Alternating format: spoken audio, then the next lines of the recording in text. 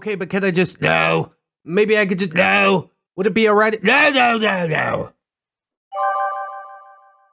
Other player just won't let me talk. Well, I don't know if I could kick it with that guy, to be honest. I love talking. Welcome back to RPG Horror Stories, friends. If you need more of this, there's links in the description. Thanks for joining me. I have a friend group that will always party together and play D&D, but recently someone joined the group. God, I don't hate this guy, but his actions truly do piss me off. Matter of fact, maybe I do hate him. Just a little bit. He just won't let me talk or ask questions to the DM or to other people. But the worst part about him is that if people comment about how they like something about me or my character, this guy will always talk about how, yeah, it's not that awesome or cool. I mean, it's just a freaking game, but if I ask questions about the scenario or the gameplay, this a-hole, yes, this complete a-hole will stop just to call me dumb or other similar words. My first thought is like, well, what did you do to him, OP? But he might just be pawning some of his own emotional baggage off on you. He sees you're a leader of the group and pretty good at the game, and he's just not. But it's all speculation yet.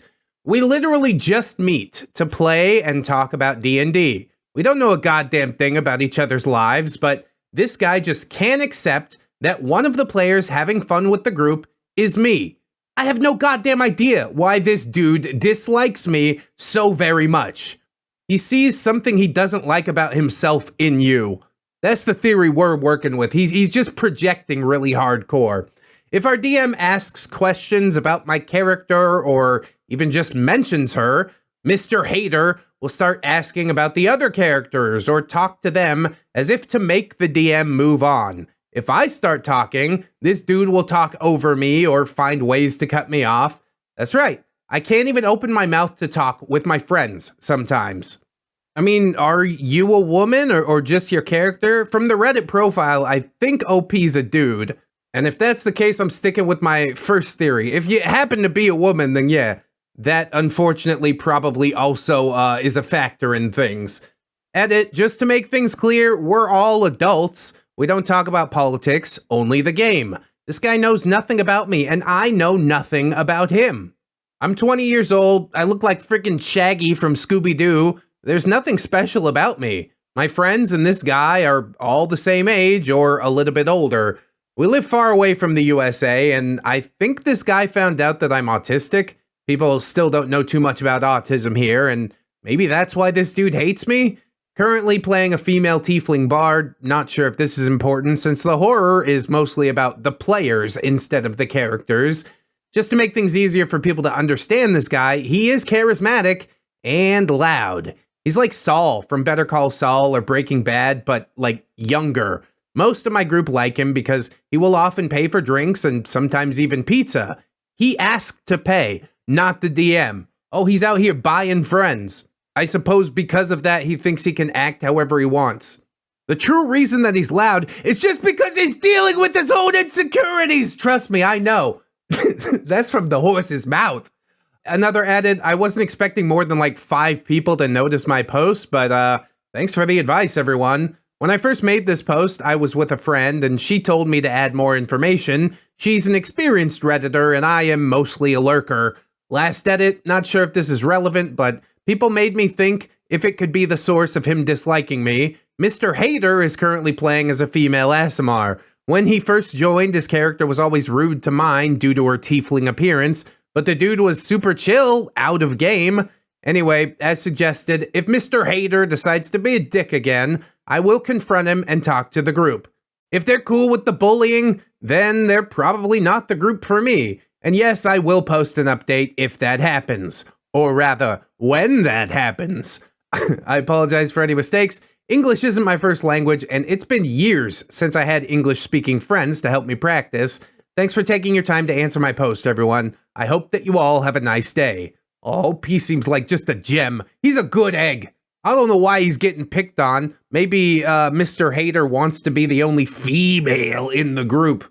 Maybe he just doesn't like bards. There's about a million reasons. And the best way that I can suggest to get to the bottom of all that is just sit him down and ask him. It truly could be a big misunderstanding. Maybe he just has kind of an abrasive personality. Let's check out some comments. Different Pattern says, tell the DM and tell the player that you aren't okay with this behavior. Yeah, communication is key. Hello? If he persists, he needs to go. If the DM allows him to keep it up, then you need a new group. OP, he left me alone for some time after I talked to the group, but this month he started again. I'm not sure if the group will stand with me, since this guy is very charismatic and likable when he's not being a bully. Bro, charismatic enough to be able to pick on one of the players in the group without any repercussion? Nah, there's nobody that is that charismatic. He would invite others for drinks and pay for it, sometimes even buy books for us. Yeah, he's buying friends. A few of my friends are already playing games with him, and they seem to truly like this guy. I didn't want to ruin it or be the one that's like too soft, as this jerk has called me before. When we first met, he seemed like a cool dude. Maybe too cool, party demon, whoa! I'm afraid that the group would choose him over me. But you're right, if they're cool with the bully, then it's not the right group for me. Amen to that. It's time to get up and out. I'm leaving and I'm taking my character sheet with me. Herbie SK responds to OP saying, yep, you need a new group then, because if they're all behind him and support him for whatever reason, it's not the group for you. If it was, they'd get behind you, or tell him to stop when he starts up that same crap as always. Eight-Eyed Cryptid nailed it down harder than anybody else. Sounds like the type who covers up their damaged personality with money. I'd move away from this group if they don't have your back. All right, close the book on that one. It's a textbook case. We've seen it before. This guy is super insecure. He's not actually charismatic. He's just trying his best to come across that way, and I guess people are buying into it for whatever reason. Maybe they don't have enough social experience. Maybe they're looking past all that because he goes out and buys them things. But yeah, either way, new group, that's not a bad thing. Even no group, that's not a bad thing. No DND is better than bad DND, as they say. There is an update to this post, so we're gonna head on over and take a look at that. And this one is much longer, so strap yourselves in. Update, other player just won't let me talk. Extra long. That's what she said. Well, if you're expecting a good ending, this is not the right post for you. I think we could call it a neutral ending. It wasn't good or bad, just people being people. Yes, as people tend to do. Info, Mr. A-hole is the dude that tried to bully me. Changeling, Rogue, and Cleric are the others. DM is obviously DM. And yes, long post alert. Those are my favorite type of posts.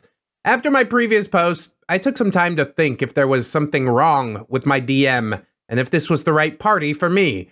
I talked to the other players, the Changeling and Cleric. To keep things simple, Changeling is the girl that I mentioned in my previous post, and Cleric is the other male player from before this a-hole joined our game. As I mentioned before, Changeling has a great sense of humor, and we all love her. She managed to make the game fun for me, even when Mr. A-hole was being a total douche.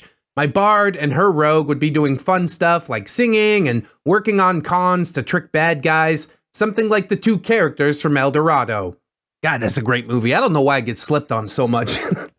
I asked her what her opinion of Mr. A-hole was, and she dislikes him. Even if he can't be a jerk to her in front of the others, this dude will sometimes make snarky comments about her. If it was up to Changeling, Mr. A-hole would be out. I asked her if she would vote for me if the DM made the party choose, and her answer was yes. She's a real one. Really a super good friend. Now enter the Cleric. He likes to give 0 fucks. I really didn't know how to approach him since this guy has that eternal poker face and really does hate drama. The world could end or aliens invade us and he just wouldn't pick a side. I can respect him for that since we both joined up in the campaign just to have fun.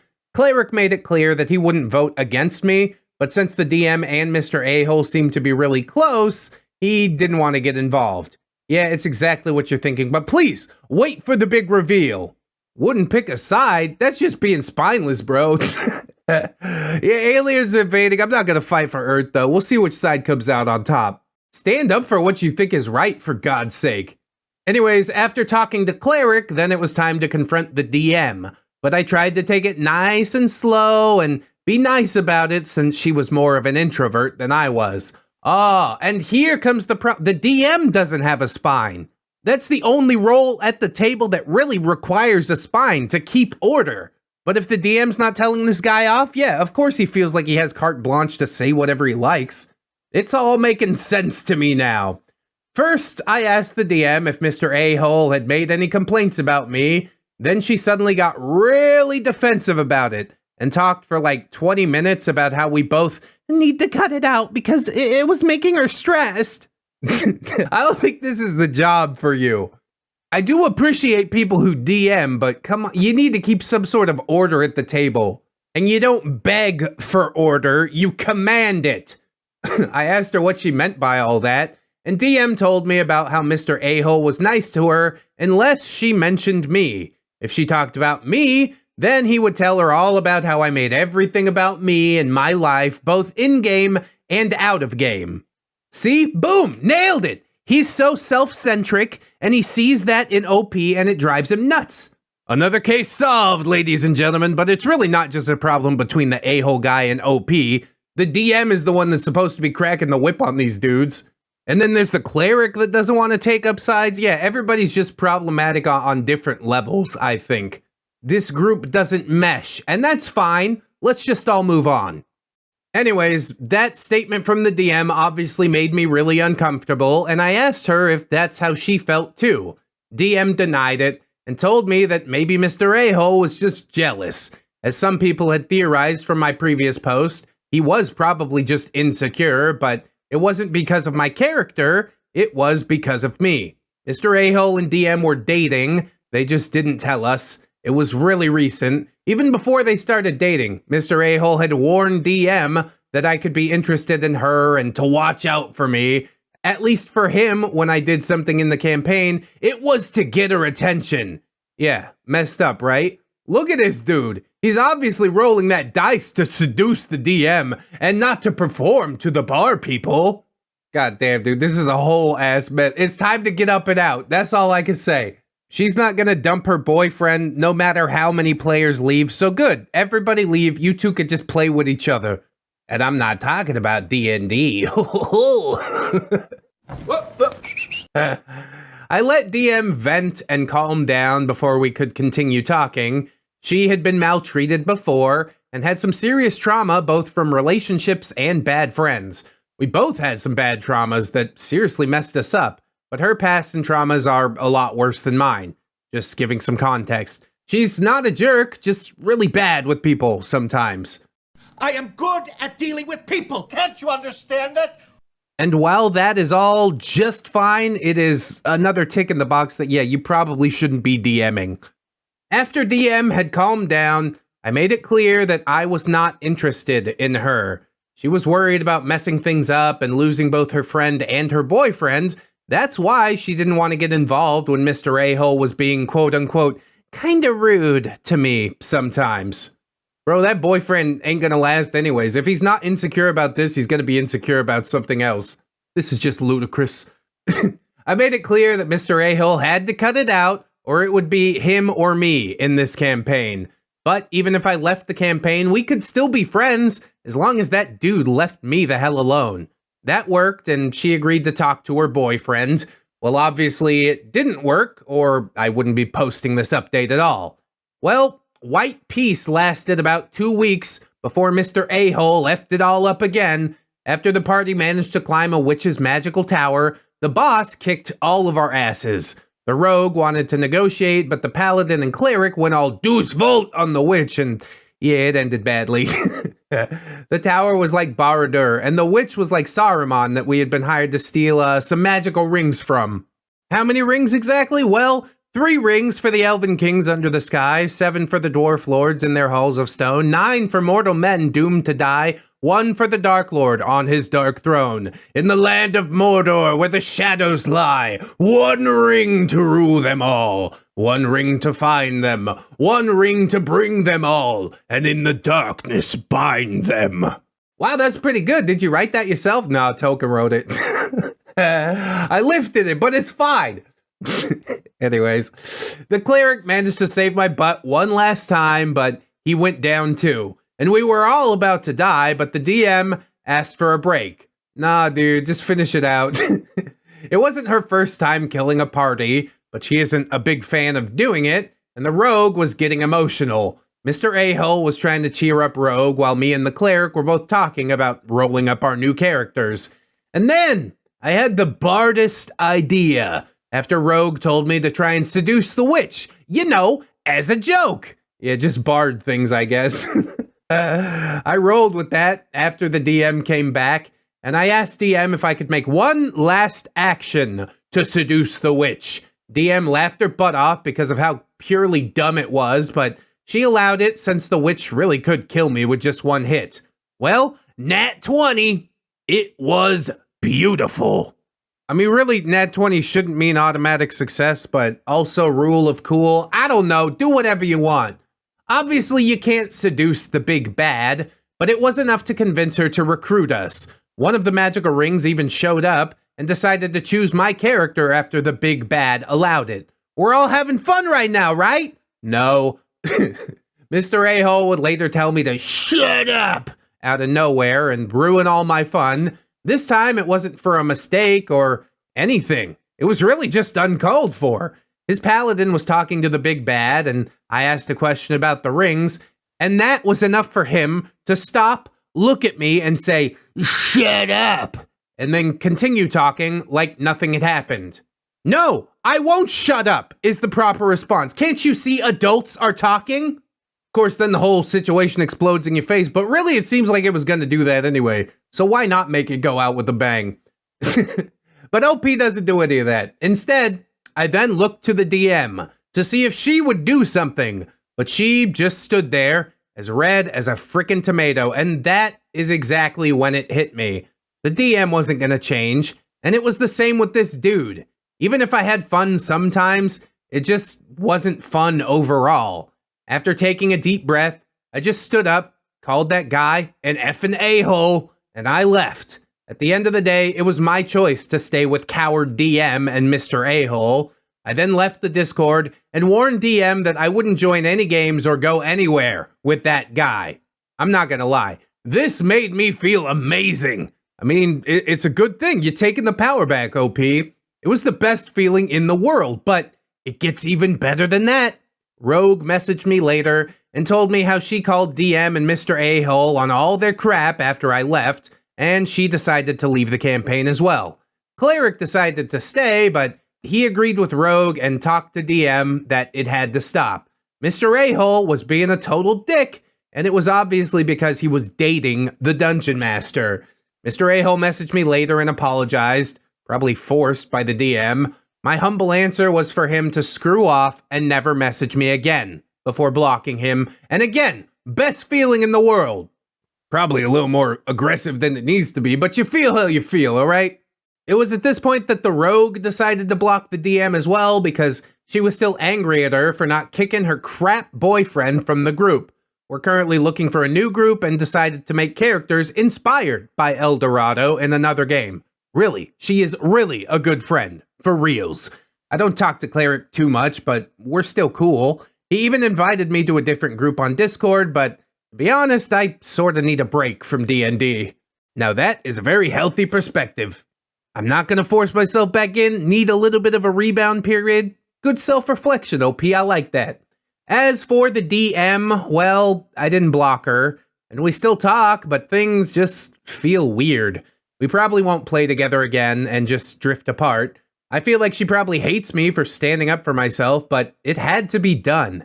I feel bad for the DM because honestly, her relationship looks toxic AF. I want to be here as a friend if she regrets it later. She was my friend before this whole shitstorm started. I want to be friends again, but yeah, again, we both just need a break. Like I said already, he's way too unstable to be like a good boyfriend. Either she pulls another dude in on the group and his insecurities flare up, or she pulls in a bunch of ladies to play D&D and he thinks he's part of some harem anime. Edit, I'll miss playing with my friends, but things happen. I'm currently kind of sad and angry, but you know, that's life. What do I call this feeling? Sangry? Sadgry? Whatever. Still looking for things to do when the game day arrives to distract myself. It was a campaign of 3 years. We had other players that left before Mr. A-hole arrived. Damn, dude, 3 years and it ended like that? I'd be a little bit salty about it too, honestly. Edit 2, you guys will probably notice the grammar mistakes this time. Sort of happens when I feel like trash. It's like Latinos sometimes swearing in their native languages when they get angry or nervous. And yes, I'm a Latino. Yeah, that's fine. Everybody makes mistakes. It didn't make it unreadable. I won't post any more updates because it's all over. Thanks for all the support and the advice. Hope y'all are having a nice day. I will be poisoning myself with pizza to feel better. Oh, the most delicious poison of all. Send me a slice or two, would you? Pizza time. El Kidian in the comments says that is absolutely a happy ending. I'd also recommend cutting ties with the DM too. She sounds spineless. Biggie Chung's Reel says it's literally the one seat at the table that requires a spine. Did I not say all of this? Yes, precisely this. I don't know if you need to cut ties with her like as a friend. I guarantee you that relationship is gonna fall out and, you know, maybe OP does want to be there to pick up the pieces. Personally, I wouldn't. I have no further investment in all of this, but OP seems like a nicer guy than me. Good egg, like I said. Psy Guardian says, you know, Rogue is a real one, like I got your back like a butt crack type of real one. Friendship of 3 years. And Lover of Stripes says, it's really good that you stood up for yourself. Also love that you understand that DM's been abused before and you want to be there for her. Let's both hope she drops that guy if he's going to be that aggressively jealous. And I guarantee he is going to continue to be that aggressively jealous because nobody's getting in his face and making him stop. It is a ridiculous situation. I wish I could say that this situation really was a happy ending, but I don't know. It's bittersweet, if anything. At least you got yourself out of there, OP. You made it out with some friends. Eventually that DM is going to come to see the light. But yeah, a campaign that long just turning to crap for nothing except the DM getting a boyfriend who apparently thinks he's the main character. I don't know. It puts sort of a sour taste in my mouth. This time, he declares, we'll have none of that weird religious stuff from the monk, because it's not a religious class anyway.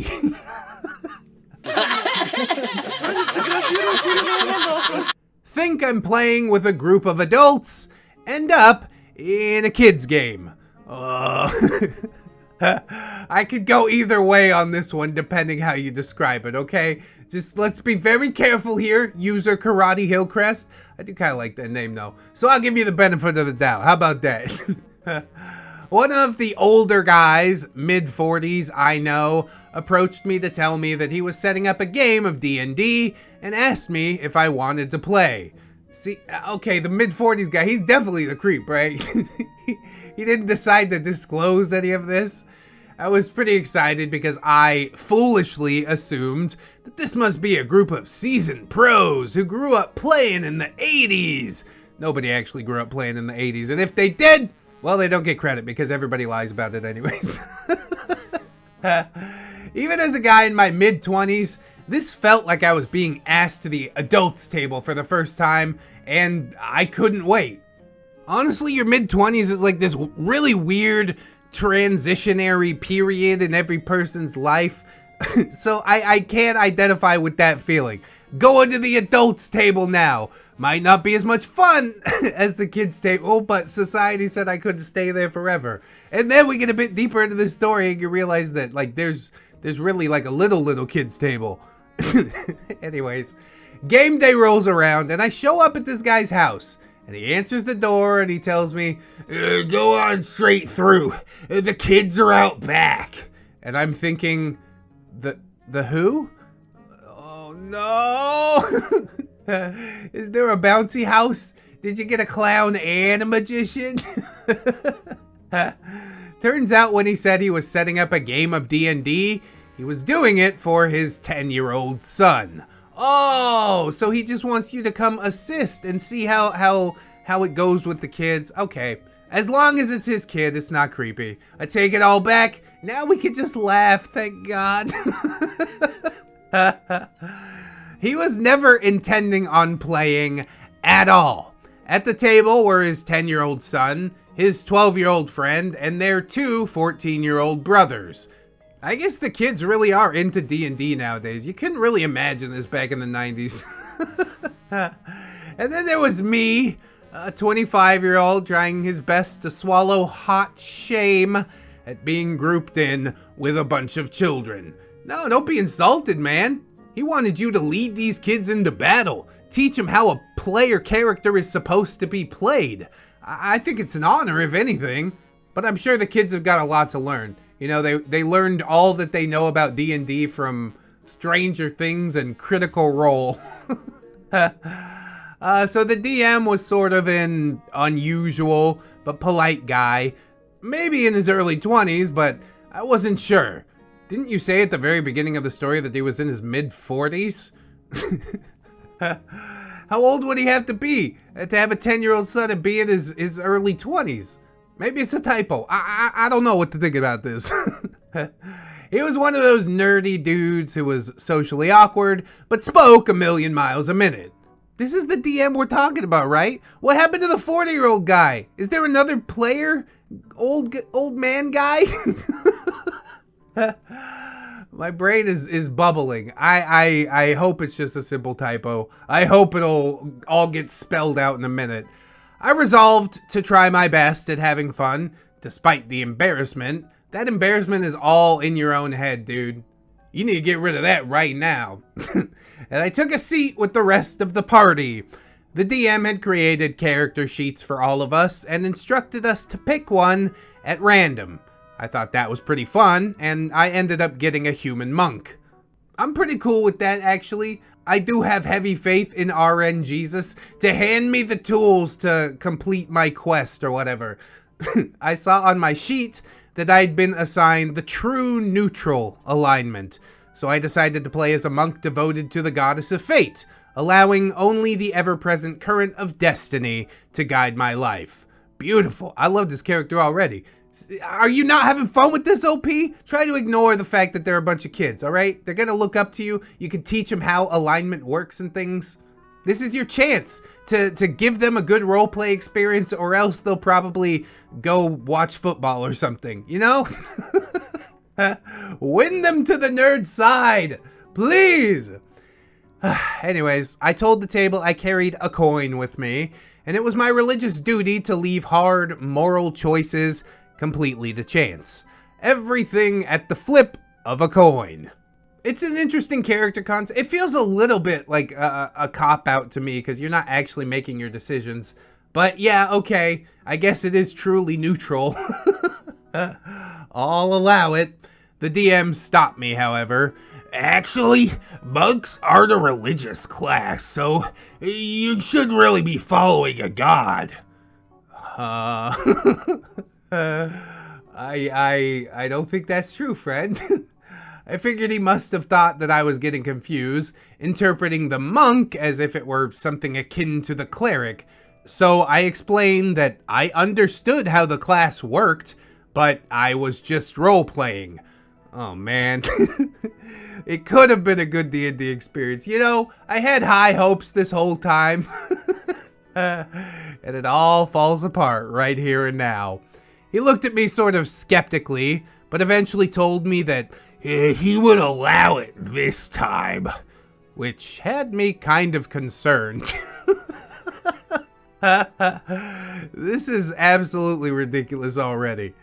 It's time to pull out the handbook. Show him how the class works. Read it aloud for everybody. How can monk not be a I'm sorry, I'm ranting. But really, how can monk not be a religious class? On top of that, isn't everything religious, sort of, in D&D? You know what happens to atheists in D&D? They go to the soul wall. You don't want to go to the soul wall. I don't know. I don't know what's happening here.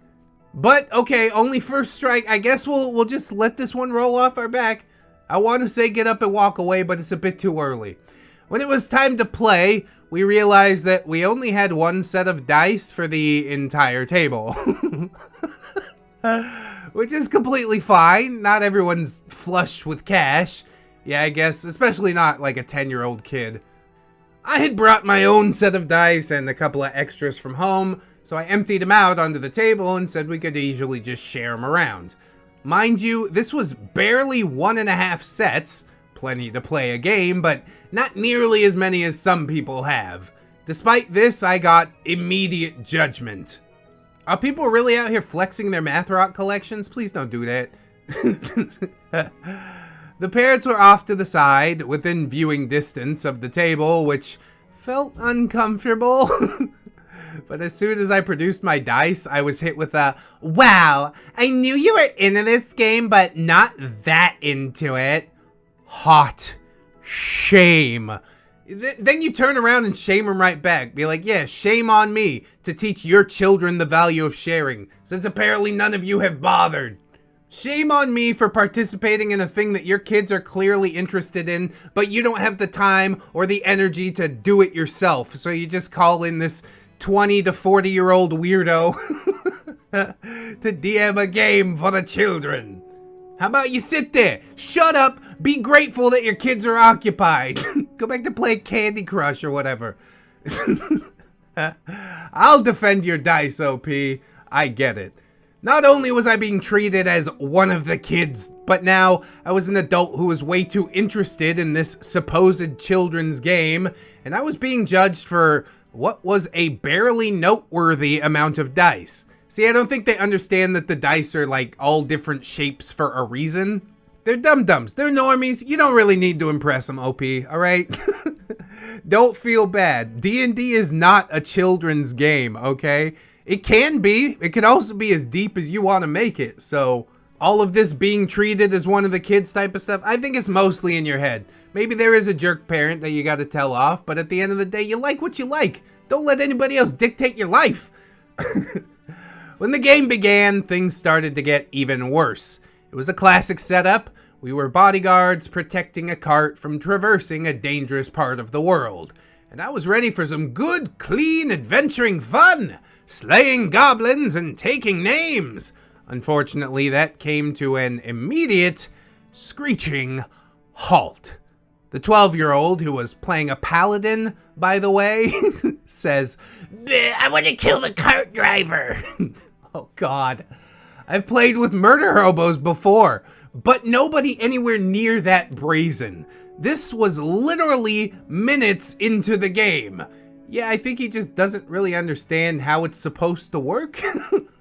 Or maybe, you know, he's a 12-year-old boy. Those hormones get pumping and he's just like, I need to kill a thing. Who hasn't been there before? Come on now. But yeah, maybe kick him back and explain it for a little bit. Be like, is that really the best idea? Think about the future consequences that this action might have roleplay-wise. I'm all for a good murder hobo game, but that's far too murder hobo-y. Thank you. I tried my best to level with this kid. Good. I told him he could do anything in this game, but if he played like that, then it would ruin the experience for everyone else. Plus, it doesn't make that much sense if he was hired to protect the cart to suddenly kill the cart driver for no reason at all. He ignores that statement and rolls to attack. Well, I guess you just have to teach him the hard way. Watch him get leveled by the rest of the caravan guard. Which includes me, honestly. So we get some PvP combat right off the bat. Alright. You have it your way. Okay, OP thinks. My character was also hired to protect this cart, and the paladin serves a clear and present danger to the cart driver, so I'm gonna need to restrain him. No, don't restrain him. He's let his allegiance be known, and it's not on your side. Shoot to kill. So instantly, we have PvP at the very beginning of the session. I love that, honestly. PvP is one of my favorite parts of games like this, but you do have to kind of like know what you're getting into. What's even worse is that one of the 14-year-old guys was going through his edgy teen phase, and he declares, Yeah, I want to kill the cart driver and start chewing on his corpse. Bro, that's totally metal, dude. I'm partying even. Whoa. Okay, so now I'm fighting 2 player characters at the same time. May RNGesus be with you. You must stand up for what you believe is right. Honestly, maybe at this point the DM should step in and be like, well, the paladin's acting against good, so he loses all the powers that he has for this combat or something until he repents. Whatever. Honestly, I hope OP mollywallops both of them. Long story short, the goddess of fate must have been on my side because due to a few lucky rolls, I managed to down both of them. Hell yeah, finish them! The DM allowed coup de grace rules, so I could have killed both of them right there. You did, right? You definitely did? You had mercy because they're children. Bah! How else are they gonna learn, OP? The 12-year-old asks what I'm gonna do. So I tell him, we'll let fate decide. Oh yeah, become an agent of chaos. And I pulled a coin out from my wallet. Each of them would have a 50-50 chance to survive, and both of them lost. Oh, you'll love to see it. I told you, dude, if your luck stat is high enough, everything lines up. It all turns out like it's supposed to turn out. I honestly love that. Good. RN Jesus, he always looking out. You think he's not, but he is. The game was like completely derailed at this point. So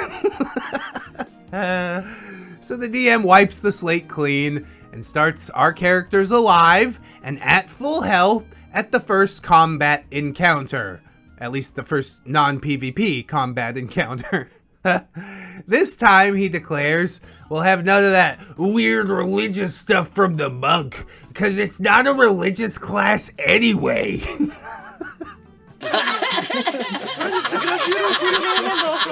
I don't understand why the DM is so stuck on that. Monk? I mean, maybe it's not religious, but it's like meditative religious. It's spiritual at the very least. Can we agree on that? Honestly, probably not an argument worth having. Just go, okay, whatever.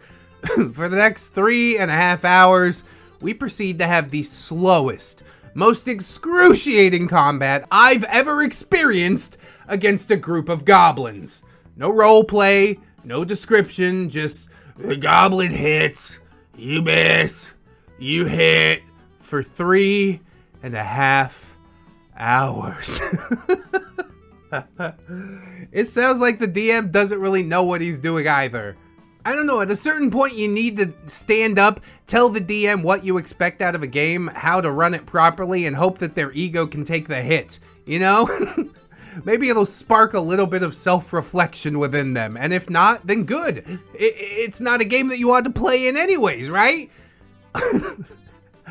So finally, we make it through the horde of goblins into a mysterious trapdoor in the middle of the woods. Ooh, fairies!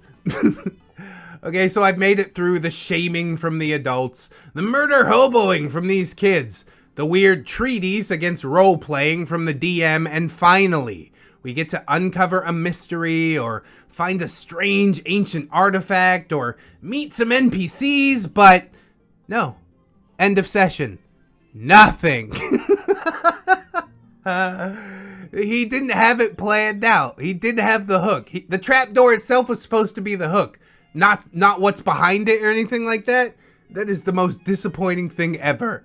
Bad DM. Bad DM. I understand he's trying to run it for his kids. Maybe he's never played it before. Maybe OP really should have stepped up and set this whole game straight, but I guess we'll never know.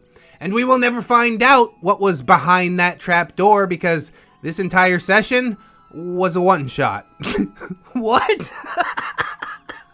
Did you know that going in?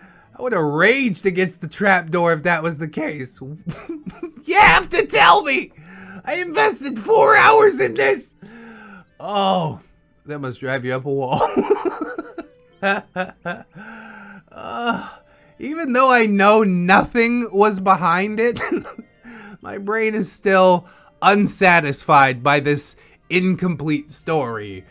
Just make something up, bro. You found a bunch of weapons that you'll never be able to use. A hoard of gold coins. Your character's rich and lives a lavish life forever. You know, anything.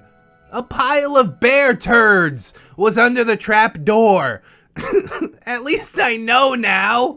I'd still be disappointed, but this is like infinitely more disappointing, isn't it? I hate the unknown.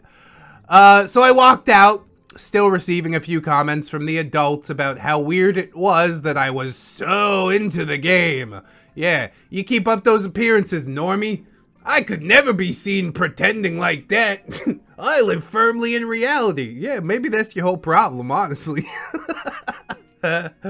Your imagination's just dead, which to me means your soul is dead. Why you gotta be like this? Anyways, I received an invite to come back the following week, but I did my best to politely decline. Oh, come on, OP! Don't you want to see what's behind the trap door? And then fight goblins for another 4 hours going you hit, you miss? I think I'm good. I know this story isn't nearly as nasty as some of the other things I've seen on here, but I still feel pretty embarrassed to this day. There was something so humiliating about being treated like a 12-year-old just because you like this hobby. Edit. Accidentally wrote role-playing as role-playing, R-O-L-L, the whole way through, and I fixed that. Role-playing? Yeah, that's what I do at Thanksgiving. Roll that dinner roll down the table. And my mom's like, quit role-playing! And I'm like, silence, wench! It's multifaceted. I'm not gonna bust OP's chops too much about the spelling, alright? I am gonna bust your chops a little bit for kind of just letting you get thrown around by the waves of other people's opinion, you know? In this life, you need to be a rock. If you're into D&D role-playing, like, just own it, you know? Who cares what anybody else says about it? Those parents are too cool? Well, guess what? I bet their entire life is just boring. Everybody in gray clothing on the omnibus eating gray sludge. That's the world that they want, and that's not the world that I want to live in. So keep doing you, OP. You know, maybe become like a bit more of yourself even. Try and pull other people in and be like, this really is a cool thing that we're doing. And I don't think that you guys are taking full advantage of that. Here's how you can do that in the future if you really want to have a good time playing D&D, because a lot of this stuff doesn't set a very good example. I've seen people get into D&D from Stranger Things. They never played D&D in Stranger Things. Not really. They talked about some D&D stuff, but like they didn't get into the nitty gritty and, you know, how combat can be role played out and how you can actually interact with the NPCs and whatnot. It seems like your experience was just massively misplaced here. Maybe that DM called in on you because he's noticed that you have the experience and you could maybe whip everything into shape, but also it's kind of not my circus, not my monkeys. You decided to get out of there, which I can't blame you for, but I do wish that there would have been like a bit more correction. Like, I understand that you guys are new. If you want some tips, I'm here to assist. Like, that is what I think the DM was expecting of you.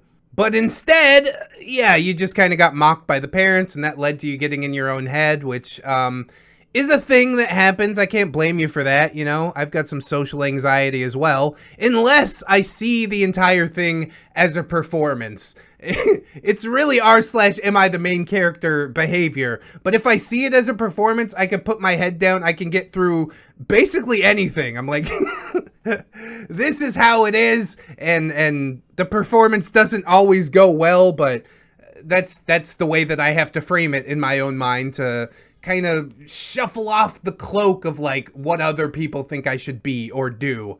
It's not easy, it takes practice, but I'm sure you're capable of it. Maybe you would make a different choice in the future. Maybe it takes reaching your 30s to get to that point, but I hope that you will.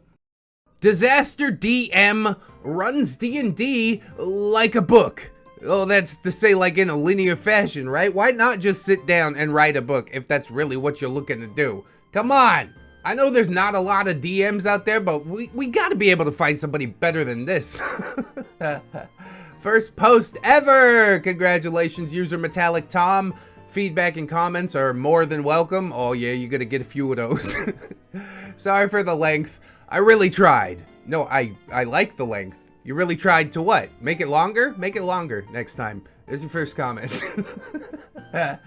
So for some background on this experience, at the time, I had very little experience with D&D. I played a one-shot and watched several videos with D&D stories and a little bit of Critical Role as well. I was invited to play one session at a game that some of my friends were also playing in. The DM, I was told, had over 10 years of experience. Wow, I'm super impressed. A whole decade sitting around the table playing with math rocks. Anyways, the campaign took place in a world that he was developing over the years and was based on a realistic / fantasy medieval world. Sounds super original, bro. The party consisted of the DM, my 2 friends, and a friend of the DM's that I will refer to as the Paladin. The paladin talks like this. Oh. They'd been playing about 3 years and were all level 12. Level 12 in 3 years? Bro, I can't do it. I can't do it. The progress is too slow. Honestly, I'd rather go play World of Warcraft. Current World of Warcraft, not even classic. I could get to level 12 in 30 minutes. They seem to complain a lot about several aspects of the game, but they also had some interesting stories to tell, so I got the sense that they were just going through a low point in their campaign, so I made a level 12 druid, and I joined them. Oh, you just roll a level 12 like that? It took me 3 years! You think you could fill my shoes? I'm glad nobody's salty about that, but yeah. I can imagine some groups being slightly salty about that. Definitely me, no, not, never. I had a blast in my first session, and I could roleplay my character well enough to create some very funny situations as he met with some of these eccentric adventures. So I asked the DM if I could continue with them, and he accepted me. Oh boy! I had no idea what I was signing up for. I mean, the first session, I guess there were red flags thrown around, but you just weren't perceptive enough to catch them, you know? You were too focused in on like, I'm so excited to be playing with this new group.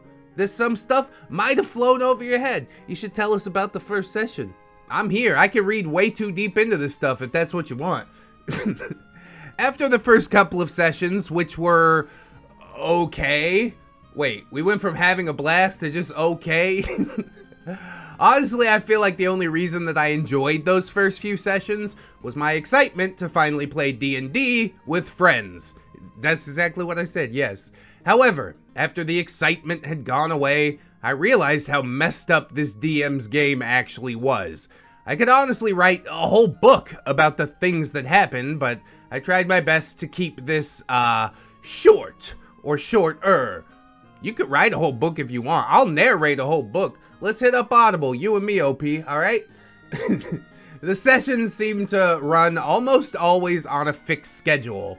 For the first 3 to 4 hours, we would be forced to RP with ourselves or with random NPCs that we had no interest in. You don't understand, OP. They're integral to the plot.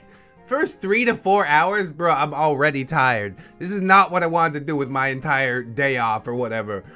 Then we were allowed to head towards our place of interest, where we would have a battle and close the session. What?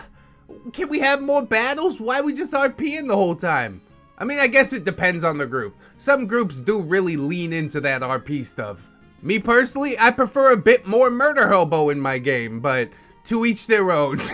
The DM was also fixated on how we would solve each problem, giving us no wiggle room to devise our own solutions. You're kind of missing the point there. There was a time when we had to find a plot-relevant NPC that we knew was hiding in a certain village. We spent 4 whole sessions looking around the village, exploring locations, and talking with NPCs without making any progress whatsoever. 4 sessions, dude. You have the patience of a saint, OP. Are you kidding me? How much do you want to bet that the solution's gonna be real stupid? because I think the solution's gonna be real stupid. So we didn't make any progress until, that is, we talked with the appropriate NPC, which was the village's nutcase, who gave us the clue that revealed the location that we needed. Bro, after a certain amount of time, just let another NPC give that information. Why are you gonna assume people are gonna go talk to the crazy guy? After 2 whole sessions of searching for nothing at all, yeah, you just gotta be like, oh, my character fell down on his sword. He's dead. All right, I'm going home. I'll play some real games. Although that's not to say that video games are better than D&D, but basically anything is better than bad D&D. You know what I'm saying? It's time to go. The DM prided himself on running a world driven by the characters and their decisions, but he would then railroad everything and got frustrated and angry when we didn't play along. I mean, at a certain point, somebody's just gotta give him a reality check, right? His friend is the paladin. Why don't you have the paladin talk to him and be like, look, this world is not driven by characters or their decisions. You have a linear path to travel down. It's just not fun, dude. Maybe we could change it up for the next one and see how that goes. But I don't know, some DMs really like go on an ego trip, so probably it would fall apart, but like I said, if the sessions are that bad, then I don't mind it falling apart. At one instance, he presented us with a plot hook that involved us visiting an imprisoned archdemon in a different realm. Archdemon? Whatever. He implied that he could give us some information on how to stop the demon invasion from coming into our realm. Yes, now that sounds like a quest. Naturally, we tried to gather some information by asking relevant NPCs, like high-ranking paladins that had dealt with demons before, and they all said the same things. Demons will always trick you, no matter what. It's impossible to trick them. They're master of lies. And the demonic realms are too dangerous to visit. You wouldn't last a day. And so we decided that we would not follow that quest, as it seemed like a suicide mission. Really, it's no wonder why these player characters didn't dive into a demonic portal after being told, yeah, you won't stand a chance. You gotta maybe be like, hey, there's this weapon that might help you in this other dungeon that fits into the railroading part of my campaign, but also still make it possible to be done without it, just like, you know, harder to complete or something like that. This DM's just horrible. You've been doing it for a decade, which at first I thought was sad, but now I think it's even sadder. How can you be doing it for a decade and still be this bad? After the session, I explained to DM that our characters couldn't possibly be up for that task due to how he presented us the hook. He then explains with a scolding tone, You're adventurers. You're supposed to take risky missions. Yeah, risky missions, not like you're definitely gonna go die type of missions. Do you understand the difference? Several sessions later, we infiltrate a demonic building in our realm, trying to destroy it. After we disable all the runic circles and slay the demons inside, we try to exit the building. Surprise, surprise, wouldn't you know it? The exit is closed. And when we finally find a way out, we find ourselves in a demonic realm. Yeah, there's 13 of them. You gotta travel through all 13 before you can finally go home. I'll be like, well, I guess I live in the demonic realm now.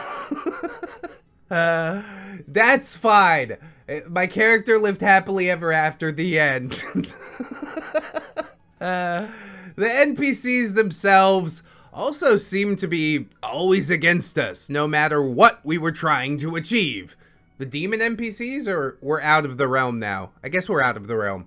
They were constantly suspicious and scorned us while making remarks about how unintelligent we were and how we misunderstood the situation. Okay, well, that's not the player character's fault. That's you failing to provide the correct context clues. How is your ego this out of control? Being the DM doesn't make you special. It's the job that nobody wants to do. We say thank you. We're grateful, and that's about it. I'm not gonna play along with all this for an extended period.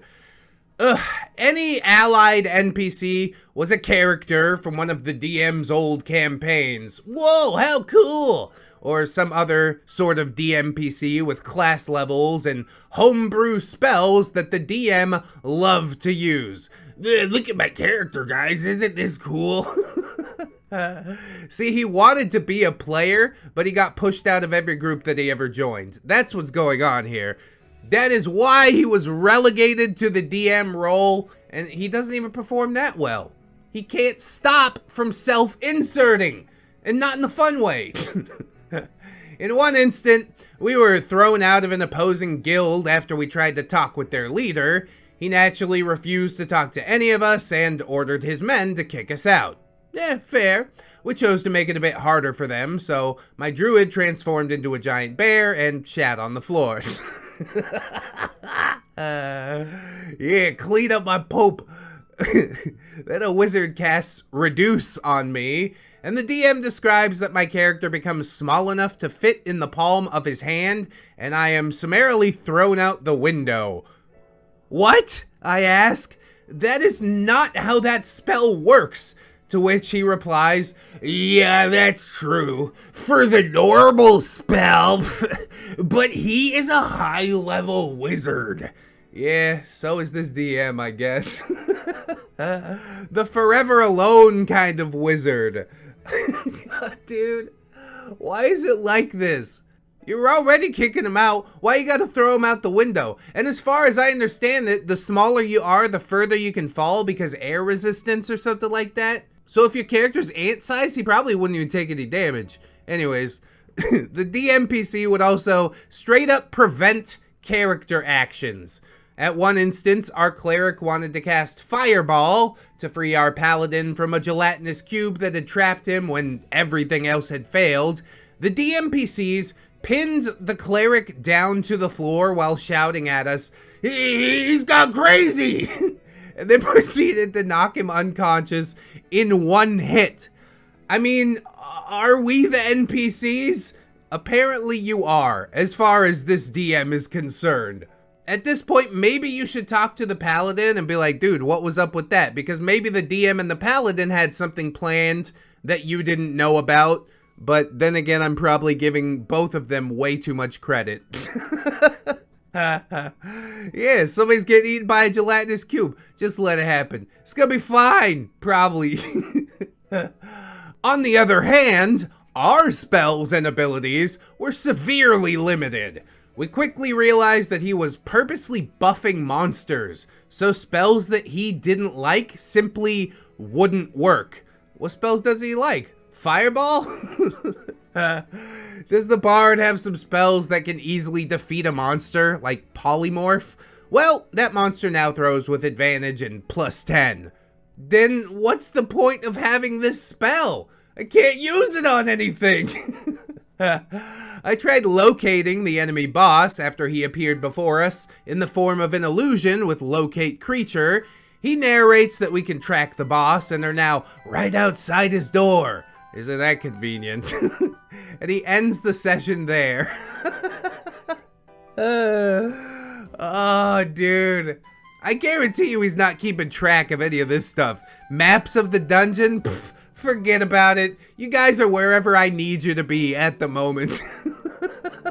I can't stand a DM like this, dude. You think this is a hook for next week? It only frustrates your players. On our next session, we find ourselves still trying to track where the boss's location is. He didn't even write down where they stopped. Oh, God! And we are forced to chase after one of his minions that leads us there because apparently locate creature is now useless. Oh, are you kidding me, dude? It's time to go. It's time to pack it in. Take your friends. Go somewhere else. This is probably like the biggest warning sign. He's not looking to play a game. He's looking to write a book, right? You're the DM. Why are you not taking notes? All battles are scripted, and what we do doesn't really matter. Yeah, it's like a QuickTime event. Isn't that cool?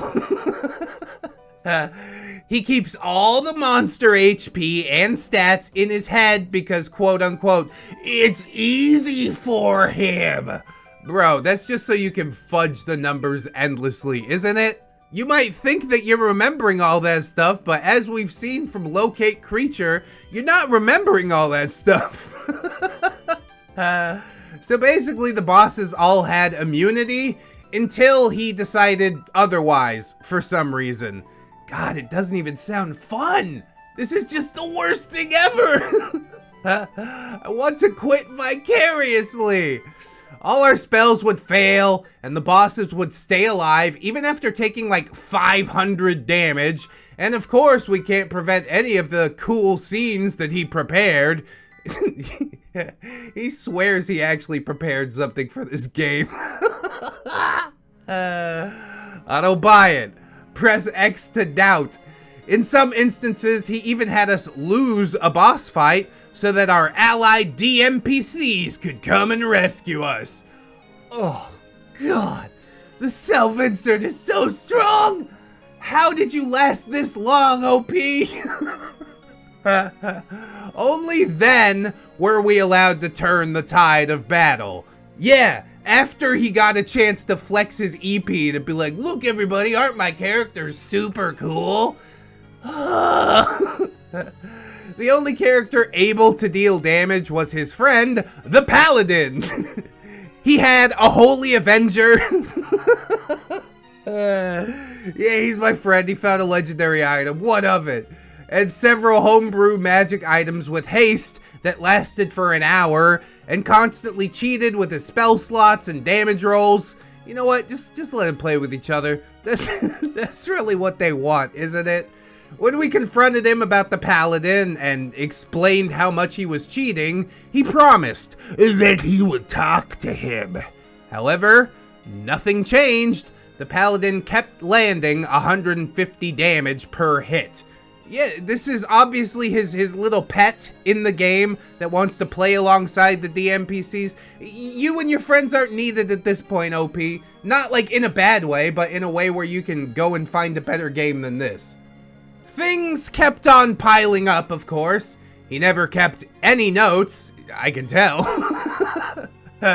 Which meant that he constantly forgot things like who our enemy was.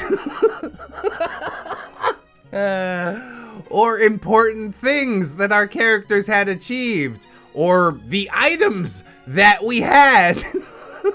That's why it's so easy for the Paladin to cheat. Because the DM's not keeping everybody in line. He's the worst DM in existence. I hate all of his characters and this campaign sounds horrible. I gotta go! And if he couldn't remember, then one of the trusted players had to come to your defense. Or that thing was just, evaporated. Yeah, that magic item you got at the beginning of the game from a strange old man wrapped in a shawl. Yeah, that just disappeared from your bag. Nobody else remembers it. So what do you want from me? What, am I supposed to write it down? Oh, you have it written on your character sheet? You're probably lying about it. What am I, under interrogation? Or are we here to play some friggin' D&D? How about it? I'm getting so upset for no reason. After about 6 months of this, I decided that I had had enough. 6 months of your life, OP. I mean, you can't get it back, but you can avoid these situations going forward. 6 months? Half a year? Oh! I could no longer spend 6 hours every weekend sitting at a table where the DM didn't care less about his players and was really only interested in telling his story.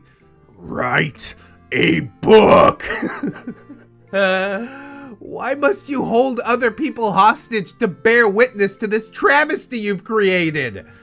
I didn't want to create a sour mood for the rest of the players that were invested in this campaign for 4 whole years. Oh, that's right! I forgot about the first 3 years. Oh, no! This is like purgatory. Oh, I don't know how they did it. Somebody get those boys a job somewhere because they are committed. They showed up for the doldrums every weekend for 4 years. Wow, I'm impressed. Also saddened, but pretty impressed too. So I told him that I was very busy and couldn't continue and never returned. That's the right choice. My friends pushed through the next few months until the campaign finally, mercifully, ended. I don't know how your friends did that, honestly. Do they not realize how bad all of this is? Or are they just there to support the one, like, teacher's pet paladin guy? I am frothing at the mouth just reading this. Oh! Just sit down and waste every weekend for a year on this. You don't even have any, like, epic memories of any situations. It's just the stupid story that the DM tried to shoehorn in there. And you probably wish you could Eternal Sunshine of the Spotless Mind it out of your brain, but it's too late. It's there forever. My friends were all very disappointed, of course, and told me they never wanted to play with that DM again. Yeah, after 4 years of misery, this is the ending we get! Looking back at it now, I think the main problem was that the DM was unable to just, like, talk with us, or admit that he had made a mistake and improve his DMing. Yeah, the ego is out of control. That's also the reason that he won't just talk with you. You are beneath him. He is God in this world, no matter how terribly he runs it. After that experience, I decided I would take matters into my own hands. I got Curse of Strahd, and I'm DMing it for my friends from that campaign, and we are finally enjoying ourselves. TLDR, DM runs the campaign like reading from a book. The PCs become NPCs, and the NPCs become PCs. Oh, everything's all topsy-turvy. I don't know what's going on.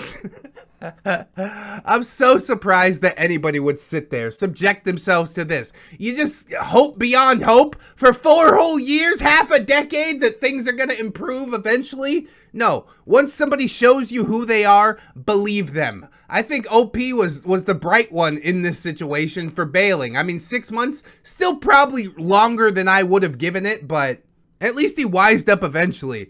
And eventually, I think most players are going to wise up, right? Once you realize what you should be expecting from a DM and a campaign, yeah, I don't think anybody's gonna sit around and tolerate this. The real reason that I know this DM is never going to get any better is because he's been doing the same thing for 12 years. He hasn't improved after a decade, and at a certain point, you just have to write it off as a lost cause. Be like, you know what? I'm not actually interested in playing. And I might even be a little bit upset with my friends for trying to drag me in on this mess. There's a reason that last player left. The whole situation, very sad. I'm sure somebody will get pulled into his game eventually, but hopefully it takes a lot shorter than 4 years for them to quit. I hope after the first session, they're like, stop railroading your players, I'm out. But maybe I have high hopes. He got on the topic of basically crying over seeing a dead mouse or rat in a trap at work. This is the end. Yeah. Creepy bully makes me leave game. Okay, don't let the bullies win, alright? He can't make you do nothing. You sit there, you just be obstinate as hell. You're like, I'm not leaving, you leave. I'm not letting you win this one, bully. But also, if you are, like, suffering mentally from his presence, maybe it is good to just get away. I can't live your life for you, but I know that I'm stubborn as hell. I wouldn't let him chase me away like that. Anyways, so to start off, I'm relatively new to D&D. This happened recently, and I have since decided to leave the game entirely. God damn, that sucks. I mean, the best thing that you can do if you're new to D&D is play with people that you trust 100%. If you're jumping in there with a bunch of randos, yeah, you might have a bad time. And I hope that this hasn't like soured your entire experience towards D&D, OP. I hope you'll give it another chance at some point down the road, maybe just with people that you know and trust and actually like. But that's just my suggestion. So, I was playing Curse of Strahd online with a 5-person party. The Dungeon Master was amazing, and I enjoyed her storytelling and the setting a lot. We were all, as far as I was aware at the time, about the same age. I played a Vengeance Paladin who was basically a Vembo, kind, strong, not too bright, pretty do first, think later, but they had their own past. Honestly, that is probably the type of character that you want to play when you first get into the game. You're like, okay, some character that doesn't know what they're doing because the player behind the character doesn't really know what they're doing. So it plays fine. That's what I do in a lot of D&D games. As long as you don't lean towards lawfully stupid, right? Hey, check out the t-shirt over on Teespring, Lawful Stupid. It's new, it's hot, it's fresh off the presses. I do hope that you consider adding it to your wardrobe. It's actually probably more wearable than some of the other t-shirts that we got. So yeah, hopefully we're gonna stay in Vembo territory and not lead over into Lawful Stupid, but I guess we'll see. The player in question was playing a Grave Cleric. I'm just gonna refer to them as Cleric from now on. The first few sessions are great. Death House was a bit of a crawl for our group due to just really bad positioning and the rest of our party's interest being a little further away. My paladin died in Death House. Oh, snap! That's it, roll up a new character. You dead, you dead. That's how it's supposed to work, right? However, our DM was a merciful god and basically used that as an opportunity for her paladin pact to come in. We would all hit level 3 at that point, so it was fitting. Boo! I mean, it's not my game, I can't really tell you how to play, but as far as characters go, if you're dead, then you're dead, right? Don't pull no punches. It's a new player, yes, but hopefully you learn something along the way. Whatever. I guess OP's glad that her character's not dead, so fine. We'll carry on. I'm not gonna pretend to be a hardcore player or anything like that. But I will say, as an aside, what is a fucking game without consequences? This is nothing. Alright. Wind it back a little bit. I don't want to come out of the gate too hot. Let's just see how it goes from there. Well, Cleric's character began becoming a little rude to my character. I didn't take this to heart yet because I assumed that it could make for a decent character or friendship development. He did chastise/yell at her about how serious of a problem she could be in front of several NPCs, and also insinuated that she could be evil now and didn't know the levity of her situation. I mean, that's fair, especially as a grave cleric. I'm sure he sees some stuff come back to life, go all Pet Cemetery. It might not be a good time. My character got offended by this, but didn't say anything beyond basically, if I were evil and my nature had changed, I don't think I would have tried to save you back there. Or maybe you would have tried to save me back there to get on my good side and make me trust you before you stab me in the back, right? I mean, not to seem like a dick, but I do kind of see where the cleric is coming from at this point. But I'm not determined to turn on the OP, alright? Contrary to popular belief, I don't do it every story, so we're just gonna keep it rolling and wait for the cleric to get creepy and bully-y. And if it never happens, then in the final thoughts, OP will get lambasted. These minor comments about things that died should stay dead pointed towards my character were consistent for the next few sessions. Honestly, I agree with him. But it is the DM's choice at the end of the day. Is he just role-playing really hardcore? Like, it seems like, 60% roleplay and 40% this guy being hardcore and wanting a game that has consequences.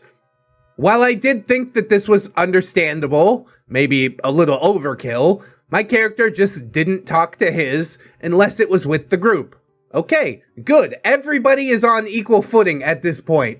I think you are all being rational human beings. I see where everybody's coming from. I'm very proud of you. This doesn't seem like it's devolving just yet. Now, this player had been talking back and forth with me in group chats on Discord and privately. It was, up until this point, relatively harmless.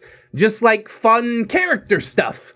Occasionally just checking in on each other, mildly pleasant stuff. Because this was online, I didn't know any of these people personally.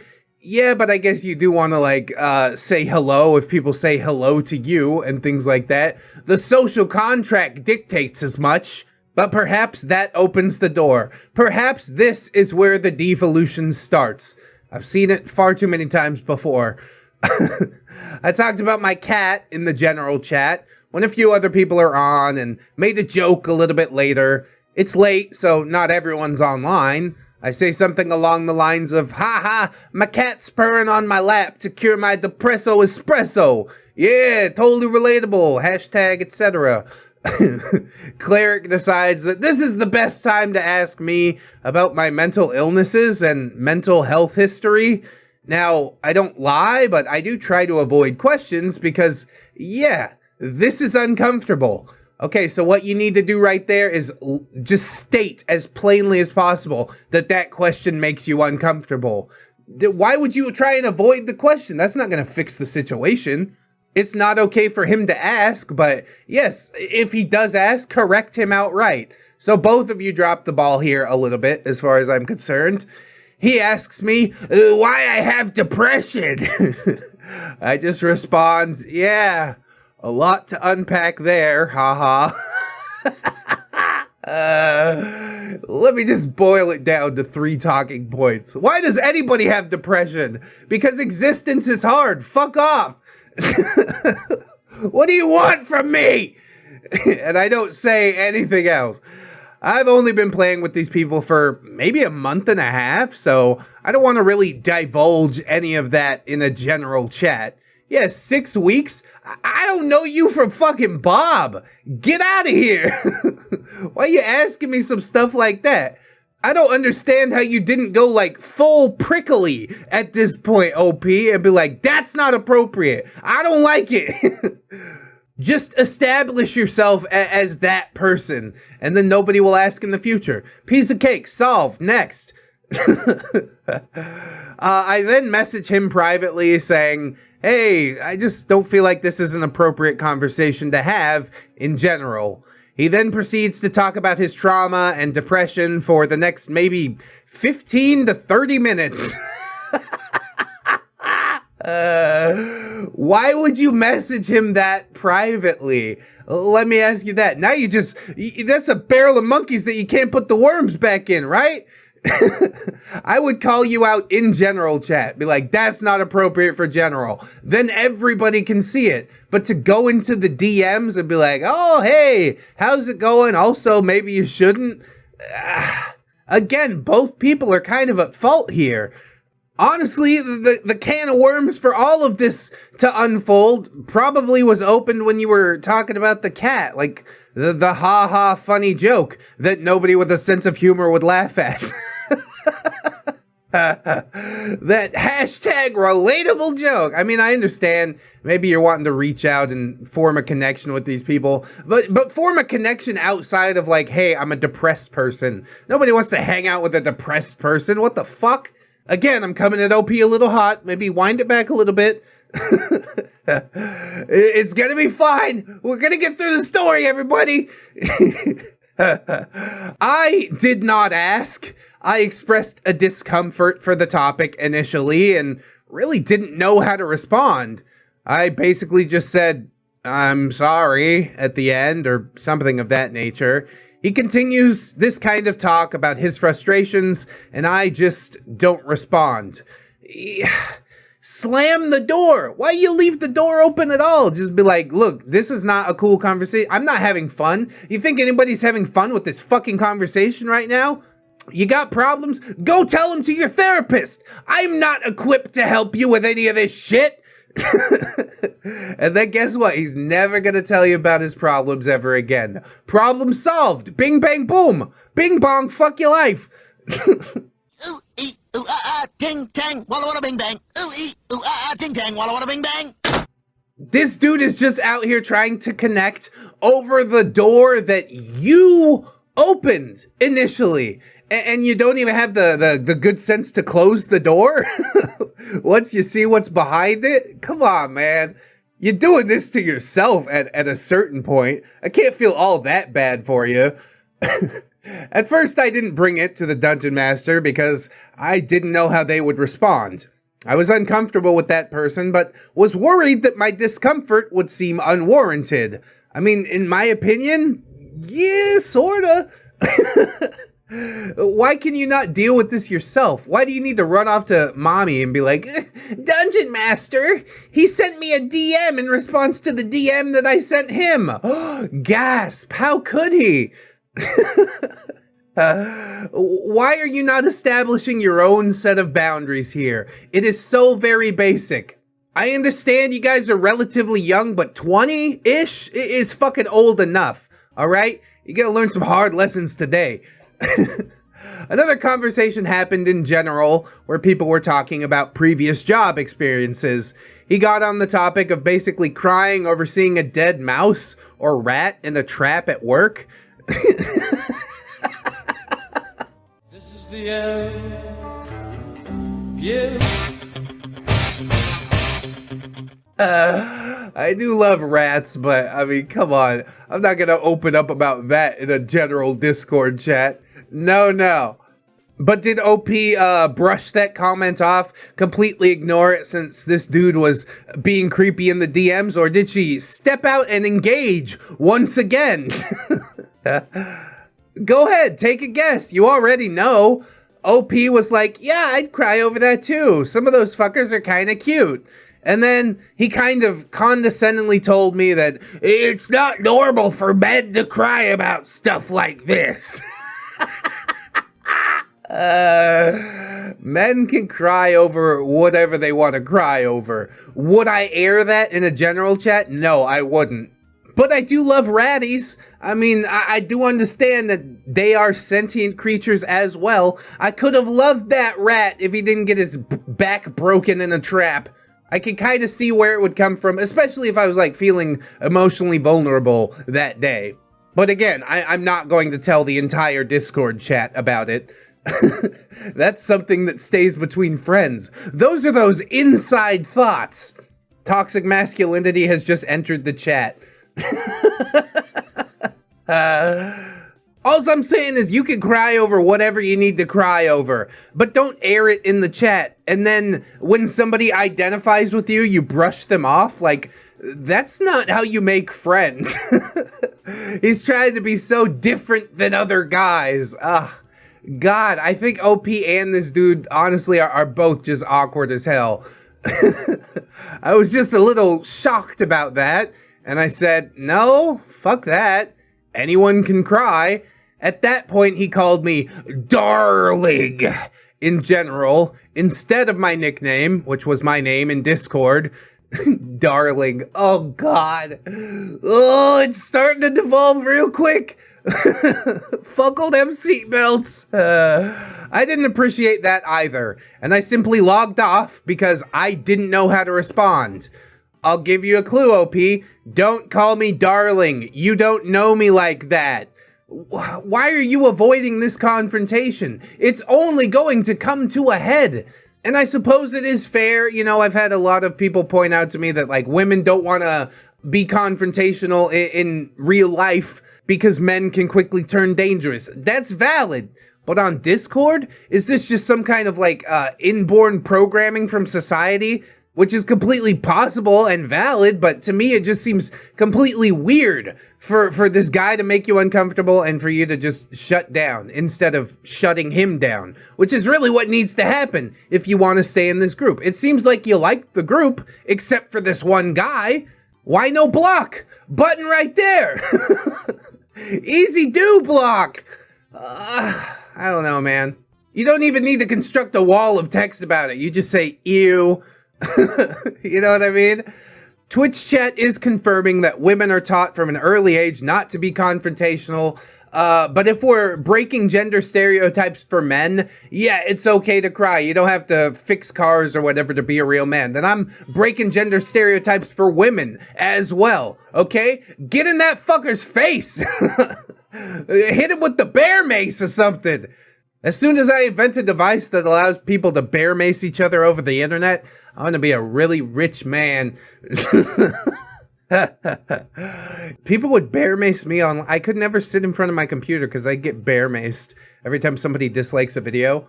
It'd be hilarious. People would do it while I'm on stream. They just bear mace me for fun.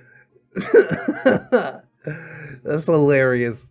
It was at this point that I raised concerns to another person in the group because I didn't know how to approach the situation. On one hand, I could message Cleric and tell him that he made me uncomfortable, but I worried that his response would be unreasonable because they got frustrated a lot in-game over minor stuff. I could also message the Dungeon Master and hope that she would kind of see how odd it was and maybe work something out. It doesn't seem to me like talking to the cleric guy would really help. Last time we got in the DMs, it just turned into a venting session, and that's never good. Obviously, he's getting frustrated a lot over stuff in-game. He doesn't seem like a very balanced individual in his own life. How about maybe work on yourself before you come dragging it into a D&D game? So at that point, yes, I could see taking it to the DM, and they might at least instruct you a little bit on how to deal with this better, since it's probably something that they've dealt with before between players if they DM often. Honestly, if you nip this thing in the butt as quick as possible, then it's less awkward for everybody. And OP kind of did try to, just not as confrontationally as I guess it's going to take for it to get through the cleric's head. So if it's not working talking to him directly, yeah, tell the DM. Something's got to happen. This situation's untenable.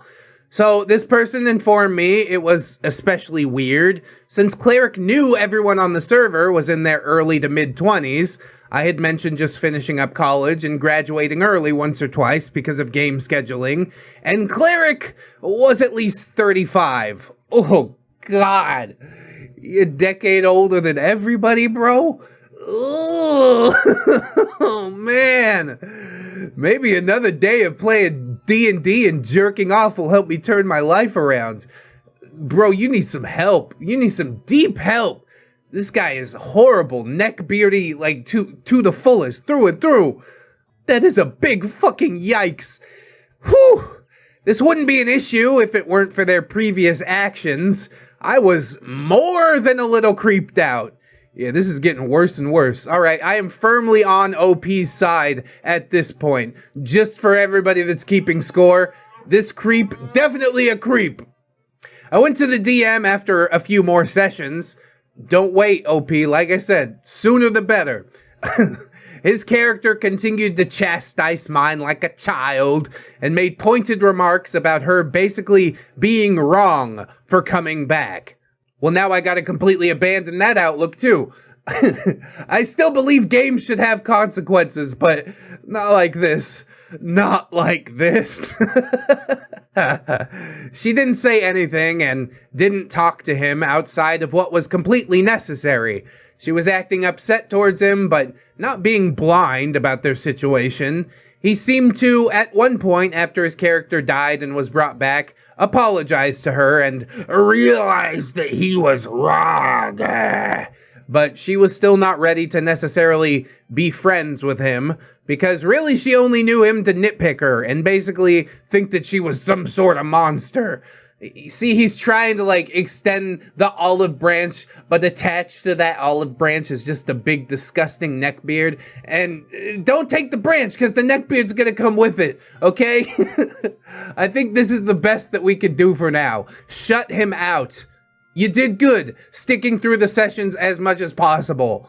It's also a mystery to me why the DM, like, doesn't step in. Maybe she thinks, haha, this is just funny in-game roleplay or something like that. But after weeks of this, at some point, I'd be like, hey, can you fucking not?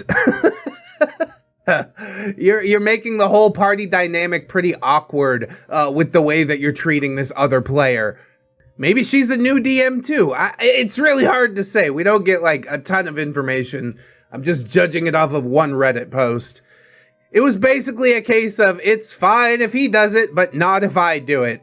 She wasn't hostile, just distant. She responded with, "Good. Glad you realized that I'm not the enemy." And we moved on. Or did they? After this session, I brought my discomfort to the DM. I basically said that I was thinking of leaving because I felt that my discomfort with Cleric was hindering me from enjoying the game. I mean, you let it get to this point, and DM let it get to this point, and the dude let it get to this. Everybody's at fault. There, that's easy. Fixed. Next.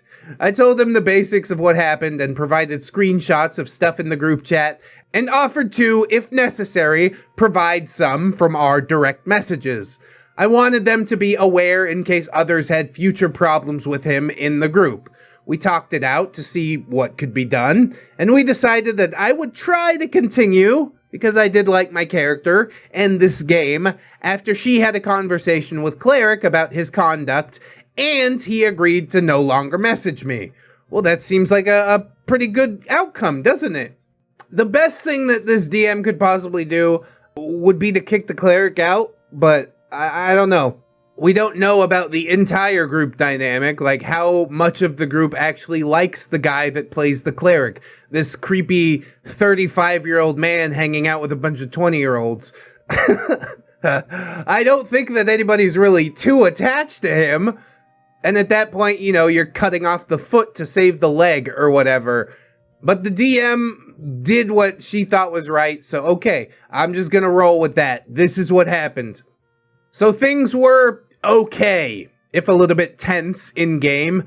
At one point, his character and another character, Divination Wizard, were having a conversation on watch. He had royally fucked up by trying to be the face of the group when we encountered Strahd, talked over me, the only charisma character, and gotten himself charmed and nearly killed. Would have been killed if it wasn't for the silvery barbs. Yeah. And the fact that this DM seems really scared to, like, let people actually die. It's a game without consequences. Don't worry about it, guys. Normally, I wouldn't complain about others taking the lead or being the face, but in important situations, it seems stupid to talk over the paladin with a +7 to persuasion at level 4. His grave, he can dig it, I guess. In the conversation, Cleric was upset that my character didn't like him. He wasn't sure what else he could do. He apologized, so things should be better. I don't know why you can't put this one together. You've berated me for weeks and weeks, and then you said sorry once. So I'm just supposed to forget about all of that? I forgive you, but I don't forget. I'm not just lowering the walls and be like, yeah, come on back in. Everything's fine now. No, I know you're a snaky bitch. I'm not gonna let you back in, no questions asked. Now, this dude didn't know my character's backstory, so I can't fault him for that, but she wouldn't accept an apology when he continued to be mad at her for small things. In her eyes, he treated her like she was incompetent, which, to be fair, yeah, he definitely did. He would talk over her, try to constantly do things for her, would jump in head first into combat or into a dungeon without talking to the rest of the group, and would be upset if he didn't do anything big. Oh, he's the lawful stupid one. Okay, easy. He kind of flopped in placing his stats, built a cleric with decent wisdom, but was basically average with dex and strength and had higher charisma, and he would just complain about it constantly. Reroll your stats. Why did you choose to play this character? I don't understand. You really gotta make it everybody else's problem? I guarantee nobody else in the group likes him. I don't know why the DM just didn't let him go. To me, this whole group seems like sort of a dumpster fire. I'm sorry this had to be your first experience, OP. But as far as I could tell, from the outside, from one Reddit post, it's not going well. The small moments kept compounding, and frankly, his constant complaining about, oh, he wasn't doing good, or how certain characters weren't being nice to him, was getting on my nerves. My character avoided talking to him at best, but was never really openly rude to him. His character, on the other hand, was pretty friendly to everyone else, but his rude/targeted comments were specifically towards my character. This entire situation is extremely frustrating to me. I don't know why I decided to do this. This is a frustrating as hell story. You know what I'm gonna do? I'm gonna flip the whole fucking game board and say, run your own campaigns, you bunch of babies. You can't play nice while you're playing pretend. Roleplay is not that hard, all right? You can't just project your in real life views onto your character and have this little tiff going inside game and out of game. You're both fucking done. How about that? I'm running a campaign for only 3 people now. Once you guys work it out, maybe come back. But until then, get the hell out of my game.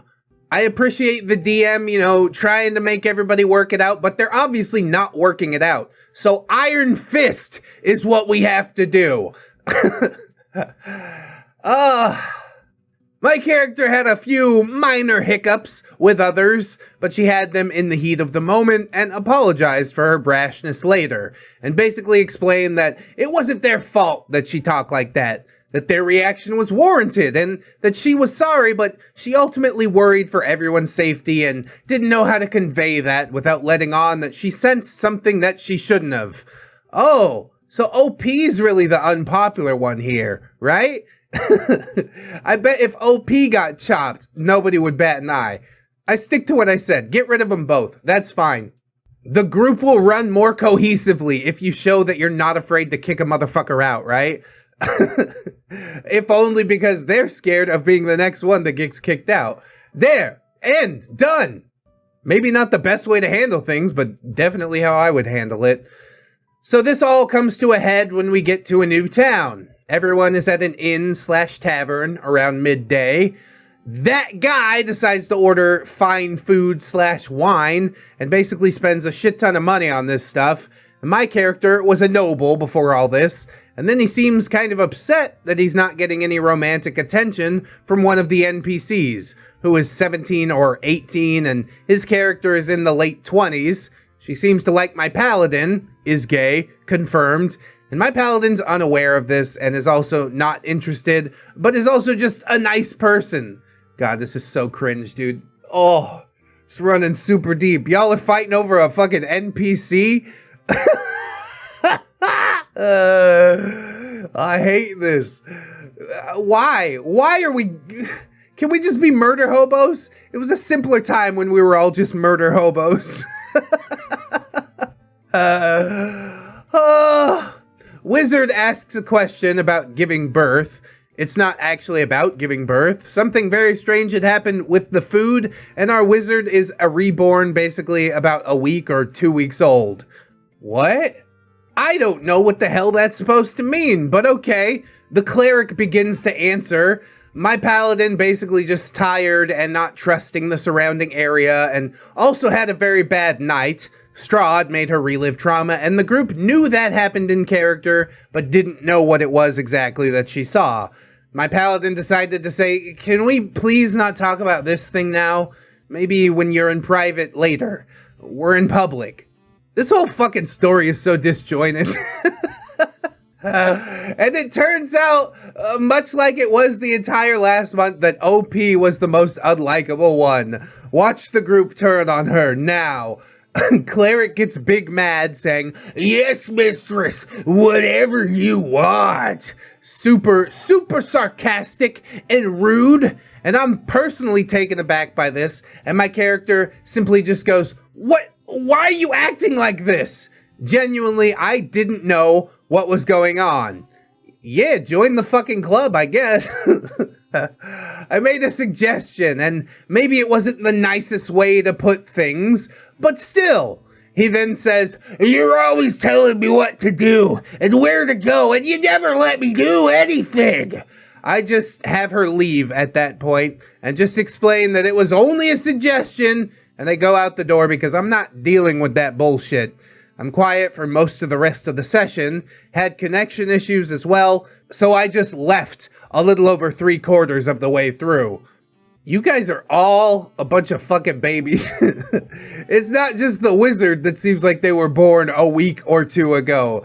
You guys are all so emotionally mature. You really can't work out your problems. This is terrible. This is the worst thing I've ever experienced. I thought tabletop RPG horror stories would be a little bit of a relief. It's not. I'm cringing all the way through this. The DM messages me afterwards to check on me, and I tell her that I had connection issues. Why are you not being open and honest about the situation? See, you can't even be honest with the DM, the person that is supposed to be fucking helping you out with this scenario. And then you just walk away and you're like, it's everybody else's fault. Can't you see, OP, how you participated in this at least the tiniest bit? Christ. After a little bit of thinking about it, I explained that I just can't handle cleric anymore. The spats at first were fine because they were minor and didn't feel targeted, but it was just becoming too much, so I had to leave. It sucked because I really liked how she DM'd and the rest of the group, but there was no way that I could continue playing at the same table as him. She told me that he had stayed after the game to complain about how I always disagreed with his character, and she assured him that it was just in character. Neither OP nor this dude are in character. They are letting their petty little problems boil over into game, and if I was that DM, in order to save the group, you need to get rid of both of these people. You need to keep your pimp hand strong if you're really gonna be a DM. You see some problems unfolding, you're like, hey, we're not having that shit. Put your foot down. Yeah, it's great to try and play nicey nice, but nicey nice apparently ain't working. It ain't getting through the skulls of either of these people. So you need to bring out the big guns and let them know how it's gonna be. I don't think that he could say the same. The comments and the vitriol for my character seemed to get worse after I brought things up to the DM. Even one of the other players was surprised by his actions and thought that he was being an ass. They said they were annoyed by him constantly, but could stand him because they weren't on the receiving end of his remarks. Yeah, even that player's an asshole. They see something terrible happening to another player and they're like, ain't happening to me. Fuck you, Paladin. Better you than me, I guess. What is wrong with these people? Jesus, this is why you don't play D&D with randos, okay? I really have no words to describe how stupid this seems. I have many words to describe it, but we'll get to that. And how bad I feel for leaving, but also I'm just in awe that this happened. Ugh. There were plenty of other minor incidents, but this is the basic outline of events. I'm so frustrated with all of it and glad that it's over, even if I miss my character and the rest of the party. TLDR, guy who I found out was much older than me by at least 15 years, trauma dumped on me, called me pet names, and generally made me uncomfortable, continued to, in character, treat my character poorly for things that happened mostly beyond my control, and I finally left the game when his character accused my character of telling him what to do all the time.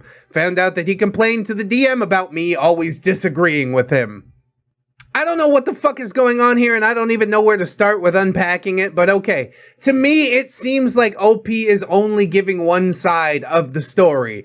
She 100% paints herself as the victim. She's like, all this horrible stuff happened to me. She mentions the cleric's counter arguments, like in passing, just a fleeting, hey, your character disagrees with mine all the time. It seems like you've got two players that are just endlessly squabbling, both in-game and out of game, and bless the DM for trying to put up with it, for trying to work around it, but the best you can do at that point is just cut both of them off. You can return to the game when you work your shit out, and they get one chance when they return. They start squabbling again, that's it, you're gone, forever. Maybe the cleric was legitimately like a nice guy in disguise and, you know, he got brushed off at first and so he decided to take the frustration of that rejection out on OP, but it's hard to judge because we're only getting one side of the story. OP swears she wasn't at fault at all, which doesn't seem to be the case. Even once he apologized, you still seem to be holding on to just a little seed of vitriol at the very least. So I don't think that anybody's innocent in this story. This was just a complete dumpster fire. This is not the way that you play D&D, and far be it from me to tell you how to play, I guess. But even as I pointed out at the beginning, the DM seems like she got a really weak hand. She's like, oh, your character died? Well, let's just bring him back to life. No, bitch! There's consequences, okay? Your character died, roll another one. We can make that new character level 3, but your old character's fucking dead. We all saw him die. This is ridiculous, bro. I don't think the whole story is being told here. I've tried to read between the lines, as I usually do, and nobody comes out of this thing smelling like roses. I'm sorry you had a bad experience. I hope that you find a D&D game that runs a little bit smoother. But maybe that needs to be a D&D game amongst friends, so they know what you're about and you know what they're about. This rando stuff, it ain't for you. Honestly, it ain't for me either. But again, I can't live your life for you. Okay, I guess. Play however you want to play. Just don't bug me with this shit anymore. I'm too old. A story of how an edgelord created a schism in a D&D adventure in a convention. See, the problem is you're doing it at a convention. Presumably you don't really know these people. I will never play D&D with people that I don't know intimately. That's just a personal rule of mine. I find that D&D works a whole lot better if you trust these people 100%. Randos? Forget it. Miss me with that.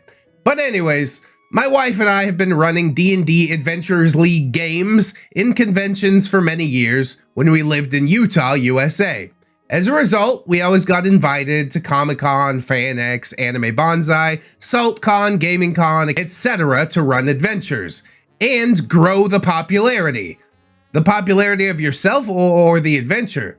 I think D&D is already pretty popular. If you want a game that you need to grow the popularity of, let me show you Blood and Thunder. Yes, created by our very own Ramtide, a pirate-based nautical tabletop RPG. We've also got Weirdos and Waifus, which ties in a lot closer to this channel, where you can LARP as a neckbeard to your heart's content. I'm just saying, that's the kind of stuff that really needs to grow in popularity. If you please. You can get those games for free or, pay what you want over at ramtide.itch.io. I will try to remember to slap that into the description for you. Thank you so much in advance. Now, this happened in Anime Bonsai of 2016. It was the very first time that we were there, and we all made sure to make our games as fun as possible to ensure that we got invited back. We did, and we've been there ever since. However, there is always that one neckbeard / edgelord / nice guy that ruins the fun for everyone. Yeah, we call him that guy. That guy with the main character syndrome who doesn't understand how to work with other people. You want to have a solo adventure? It's called writing a book. Get away from my table. I had the misfortune of having this person at my table. He wasn't a whale of a man. He was rather skinny, maybe even lanky. He wore a red button-up shirt, which was baggy on him, a pair of black pinstripe dress pants, also too baggy on him, a white tie, a black trench coat, and a fedora. Yeah, you can take one look at this guy and know what he's about, right? Come on, he's trying to dress it up for the ladies. Maybe I'm gonna find the girl of my dreams at Comic-Con. Yeah, good luck, chucklehead. All he needed was the katana, the body pillow, and some Mountain Dew to finish the ensemble. He walked around with a sense of superiority, and when he talked, he also made sure to make his speech seem polished and proper, with a smooth and suave voice. Yeah, that's why I picked that voice for him, because it's so smooth and suave. He didn't have a neck beard, but instead he had like some scraggly pubes awkwardly poking out of his face. He had acne galore, greasy hair. However, no stench emanated from him, and I was extremely glad for that. Yeah, like I said, he's dressing it up today, okay? He's on the prowl. This is him on his best behavior, and apparently it still isn't acceptable. And of course, all of this still didn't shield him from the putrefaction of his own mind and his heart and the vitriol within his mouth. Yeah, I'm pretty sure we just call that coom brains, but I like the way you put it. Rather poetic, I think. So he arrived at my table. I was about to run a 2-hour adventure, and it was composed of him and a very lovely husband and wife couple. You couldn't even tell that they were gamers by looking at them. Can you tell by looking? I mean, I guess with some people you could, but I don't think people would peg me and my wife as gamers most of the time. Well, possibly me, but not my wife.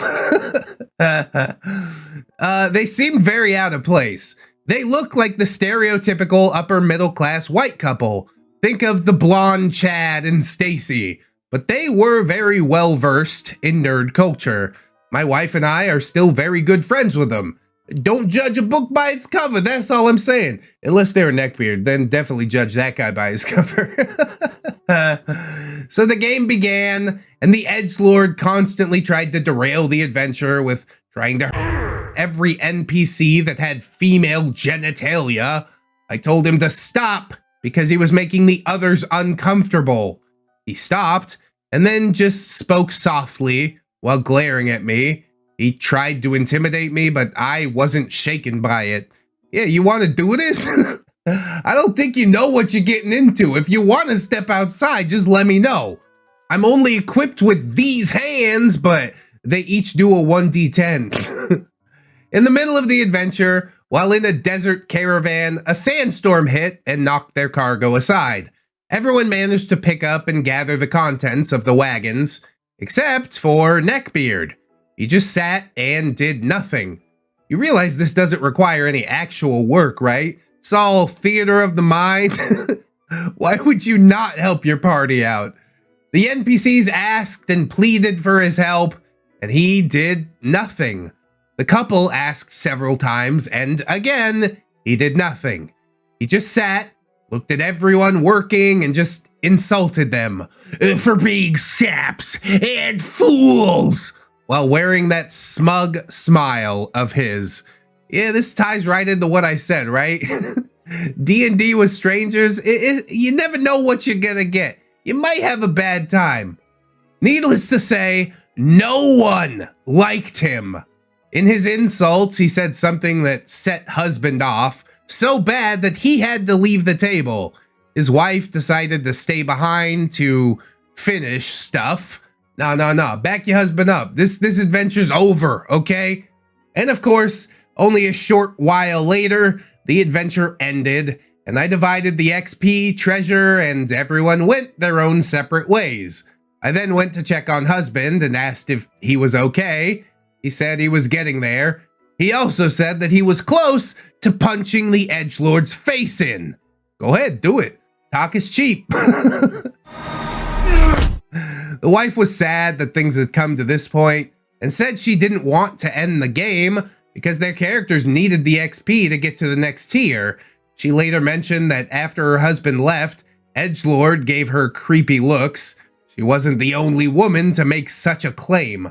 Honestly, as the DM, OP, you should remove him at a certain point.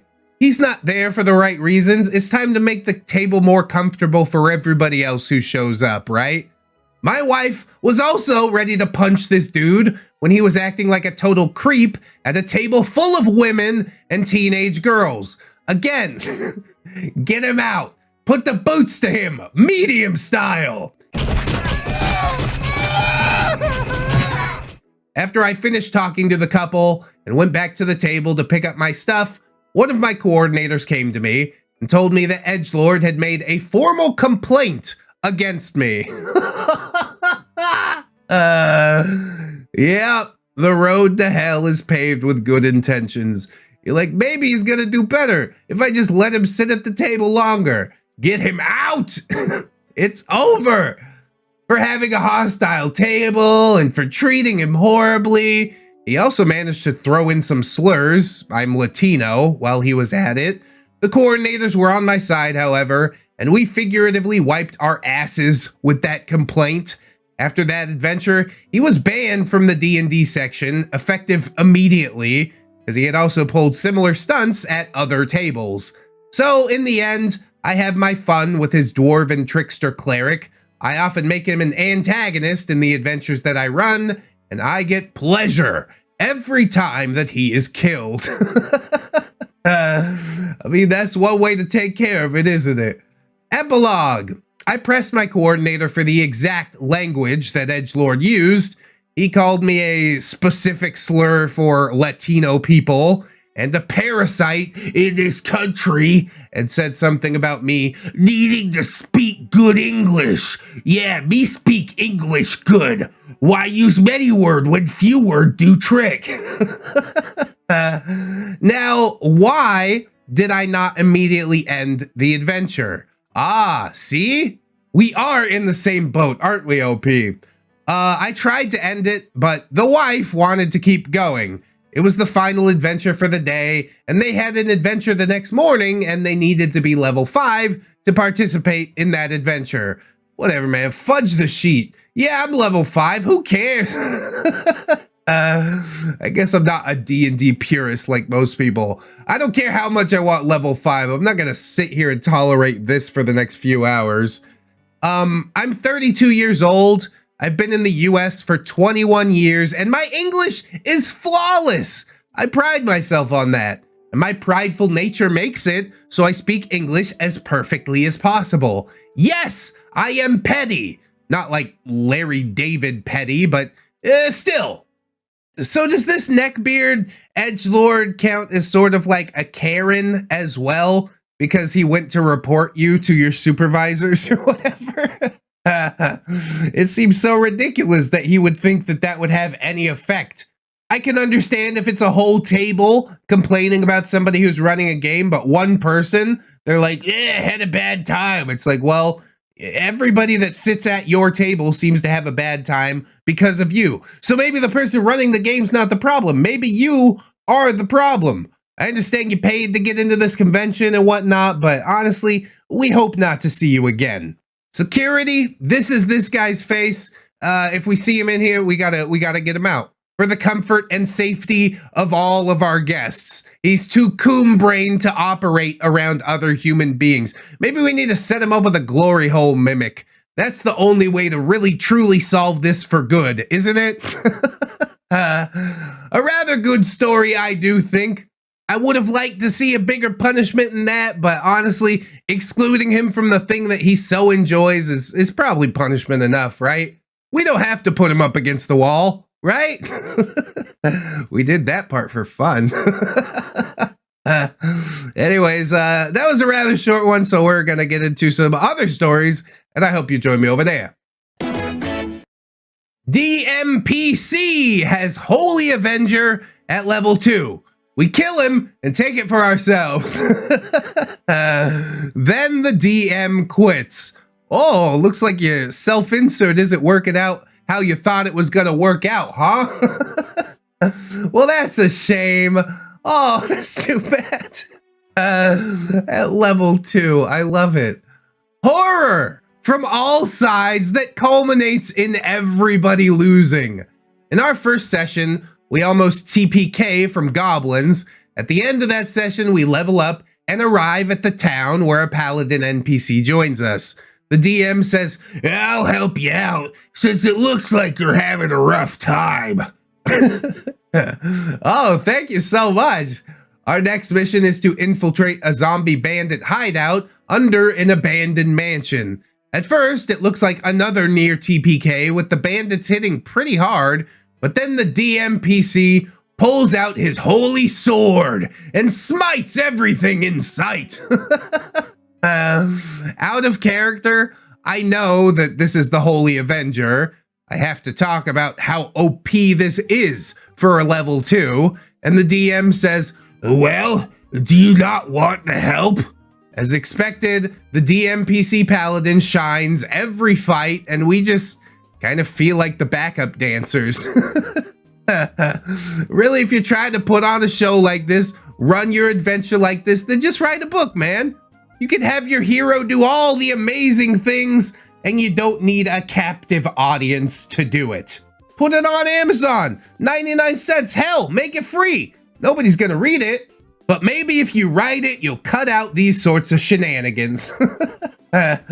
This keeps going on until level 3, and we are all annoyed by this point. During the night, we plot to steal the sword. We stab him in his sleep, and the DM says, PvP's not allowed. You can't murder Hobo your ally and steal his sword. I don't want to continue DMing for you guys anymore. Okay, good. Good riddance to bad rubbish as far as I'm concerned.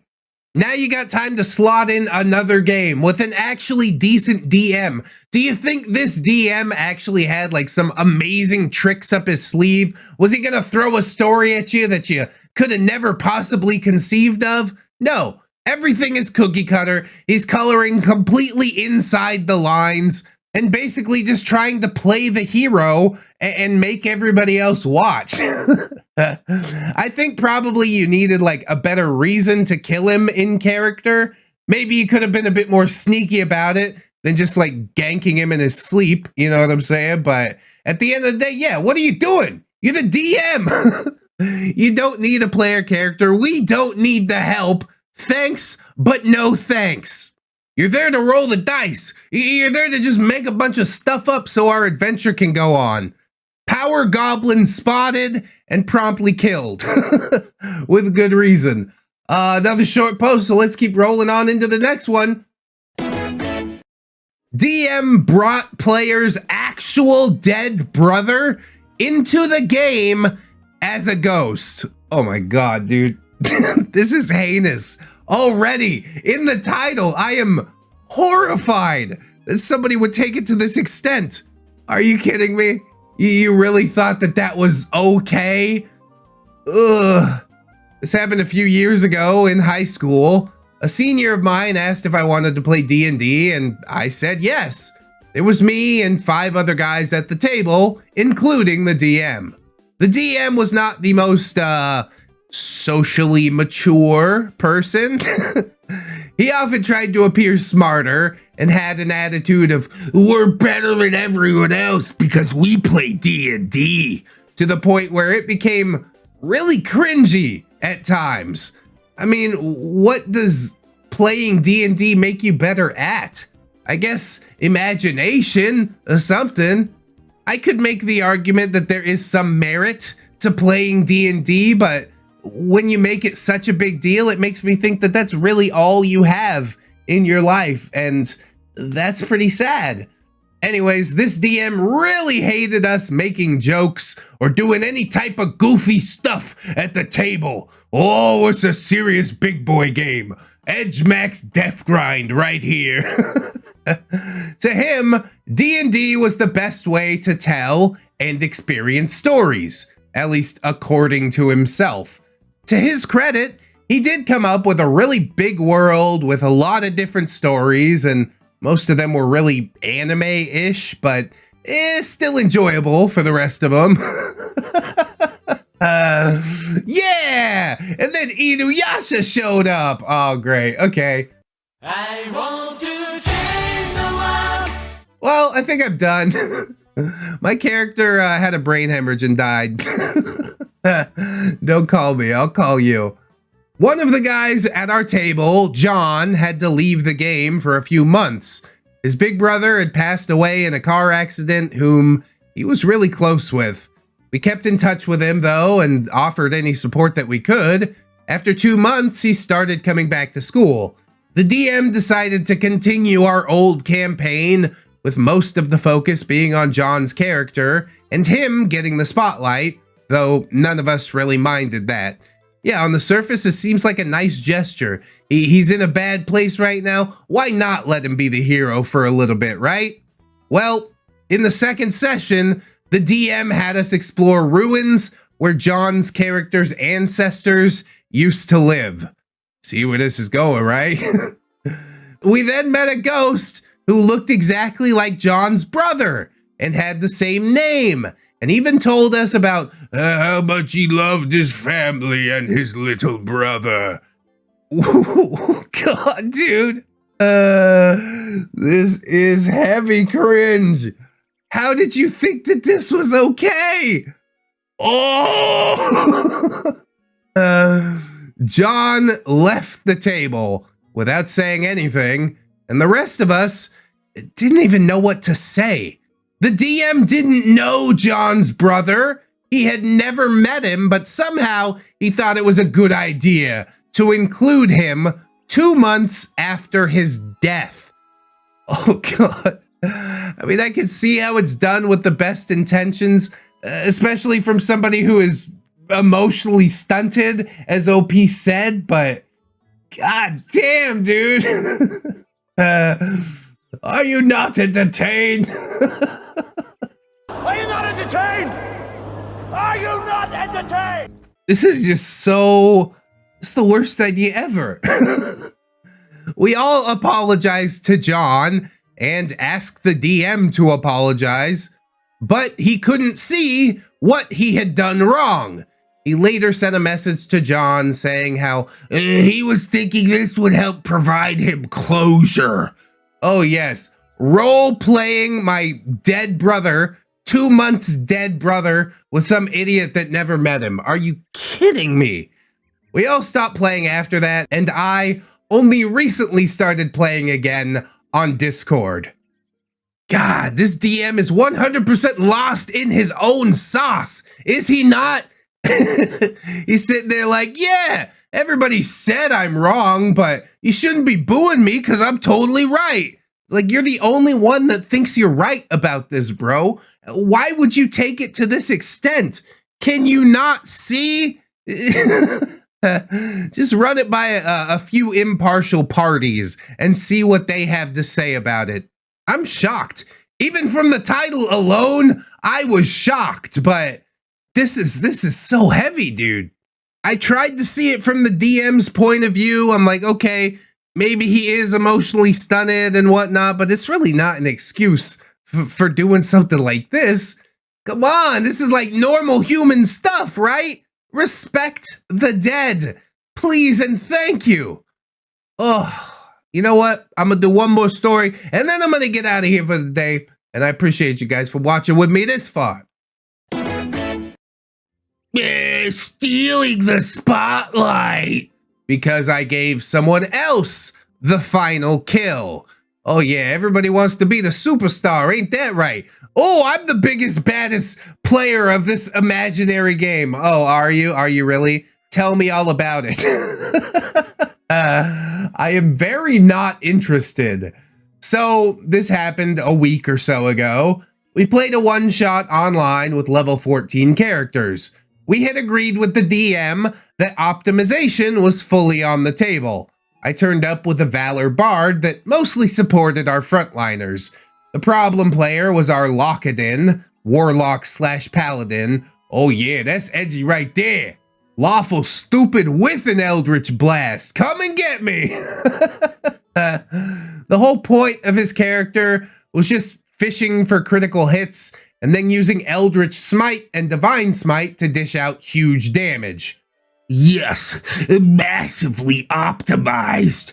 Whatever happened to just playing a game, you know? Why do we have to make it all about big numbers and whatnot? Come on. The DM had laid out an extensive dungeon for us to rip and tear through. Rip and tear! It soon became apparent that the problem player felt obliged to tell us exactly what to do. Oh, thank you so much for your knowledge. I'm gonna purposely disobey. How about that? When an enemy Misty stepped away from him, he told the DM that he wanted to attack because he had Sentinel.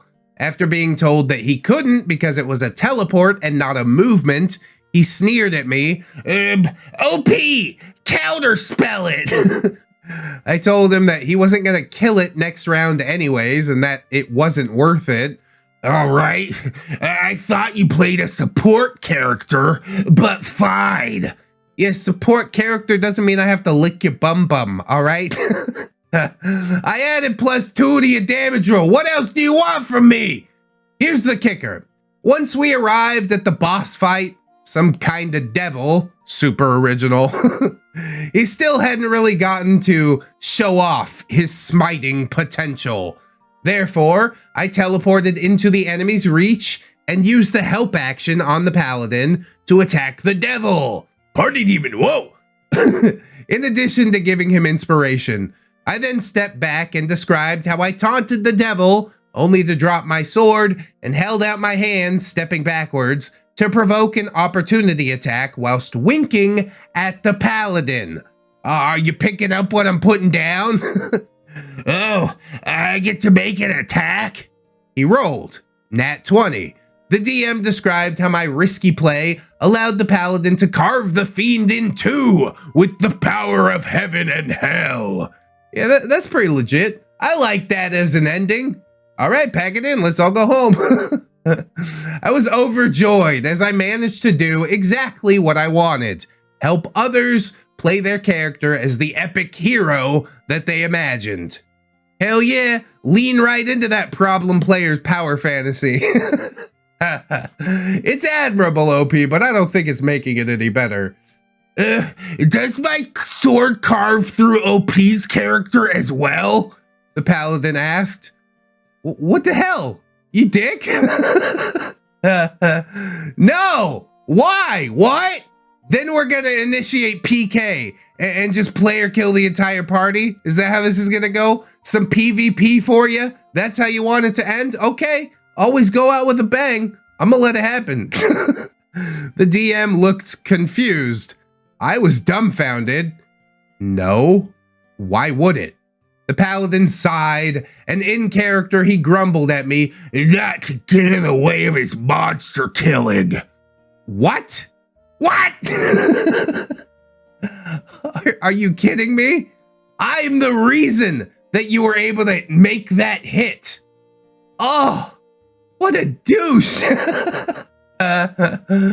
We ended the session pretty soon afterwards, but the following day I woke up to a bunch of messages that I hogged the spotlight and made his character seem like a wuss for relying on your character. I know for sure that I am not playing with that same group again, which is a shame because the DM is awesome. Okay, well, pay to play. Lure that DM away. You belong to me now. TLDR, I used the help action to let someone finish the fight, and I got accused of spotlight hogging for it. That is the definition of not spotlight hogging. What are you talking about?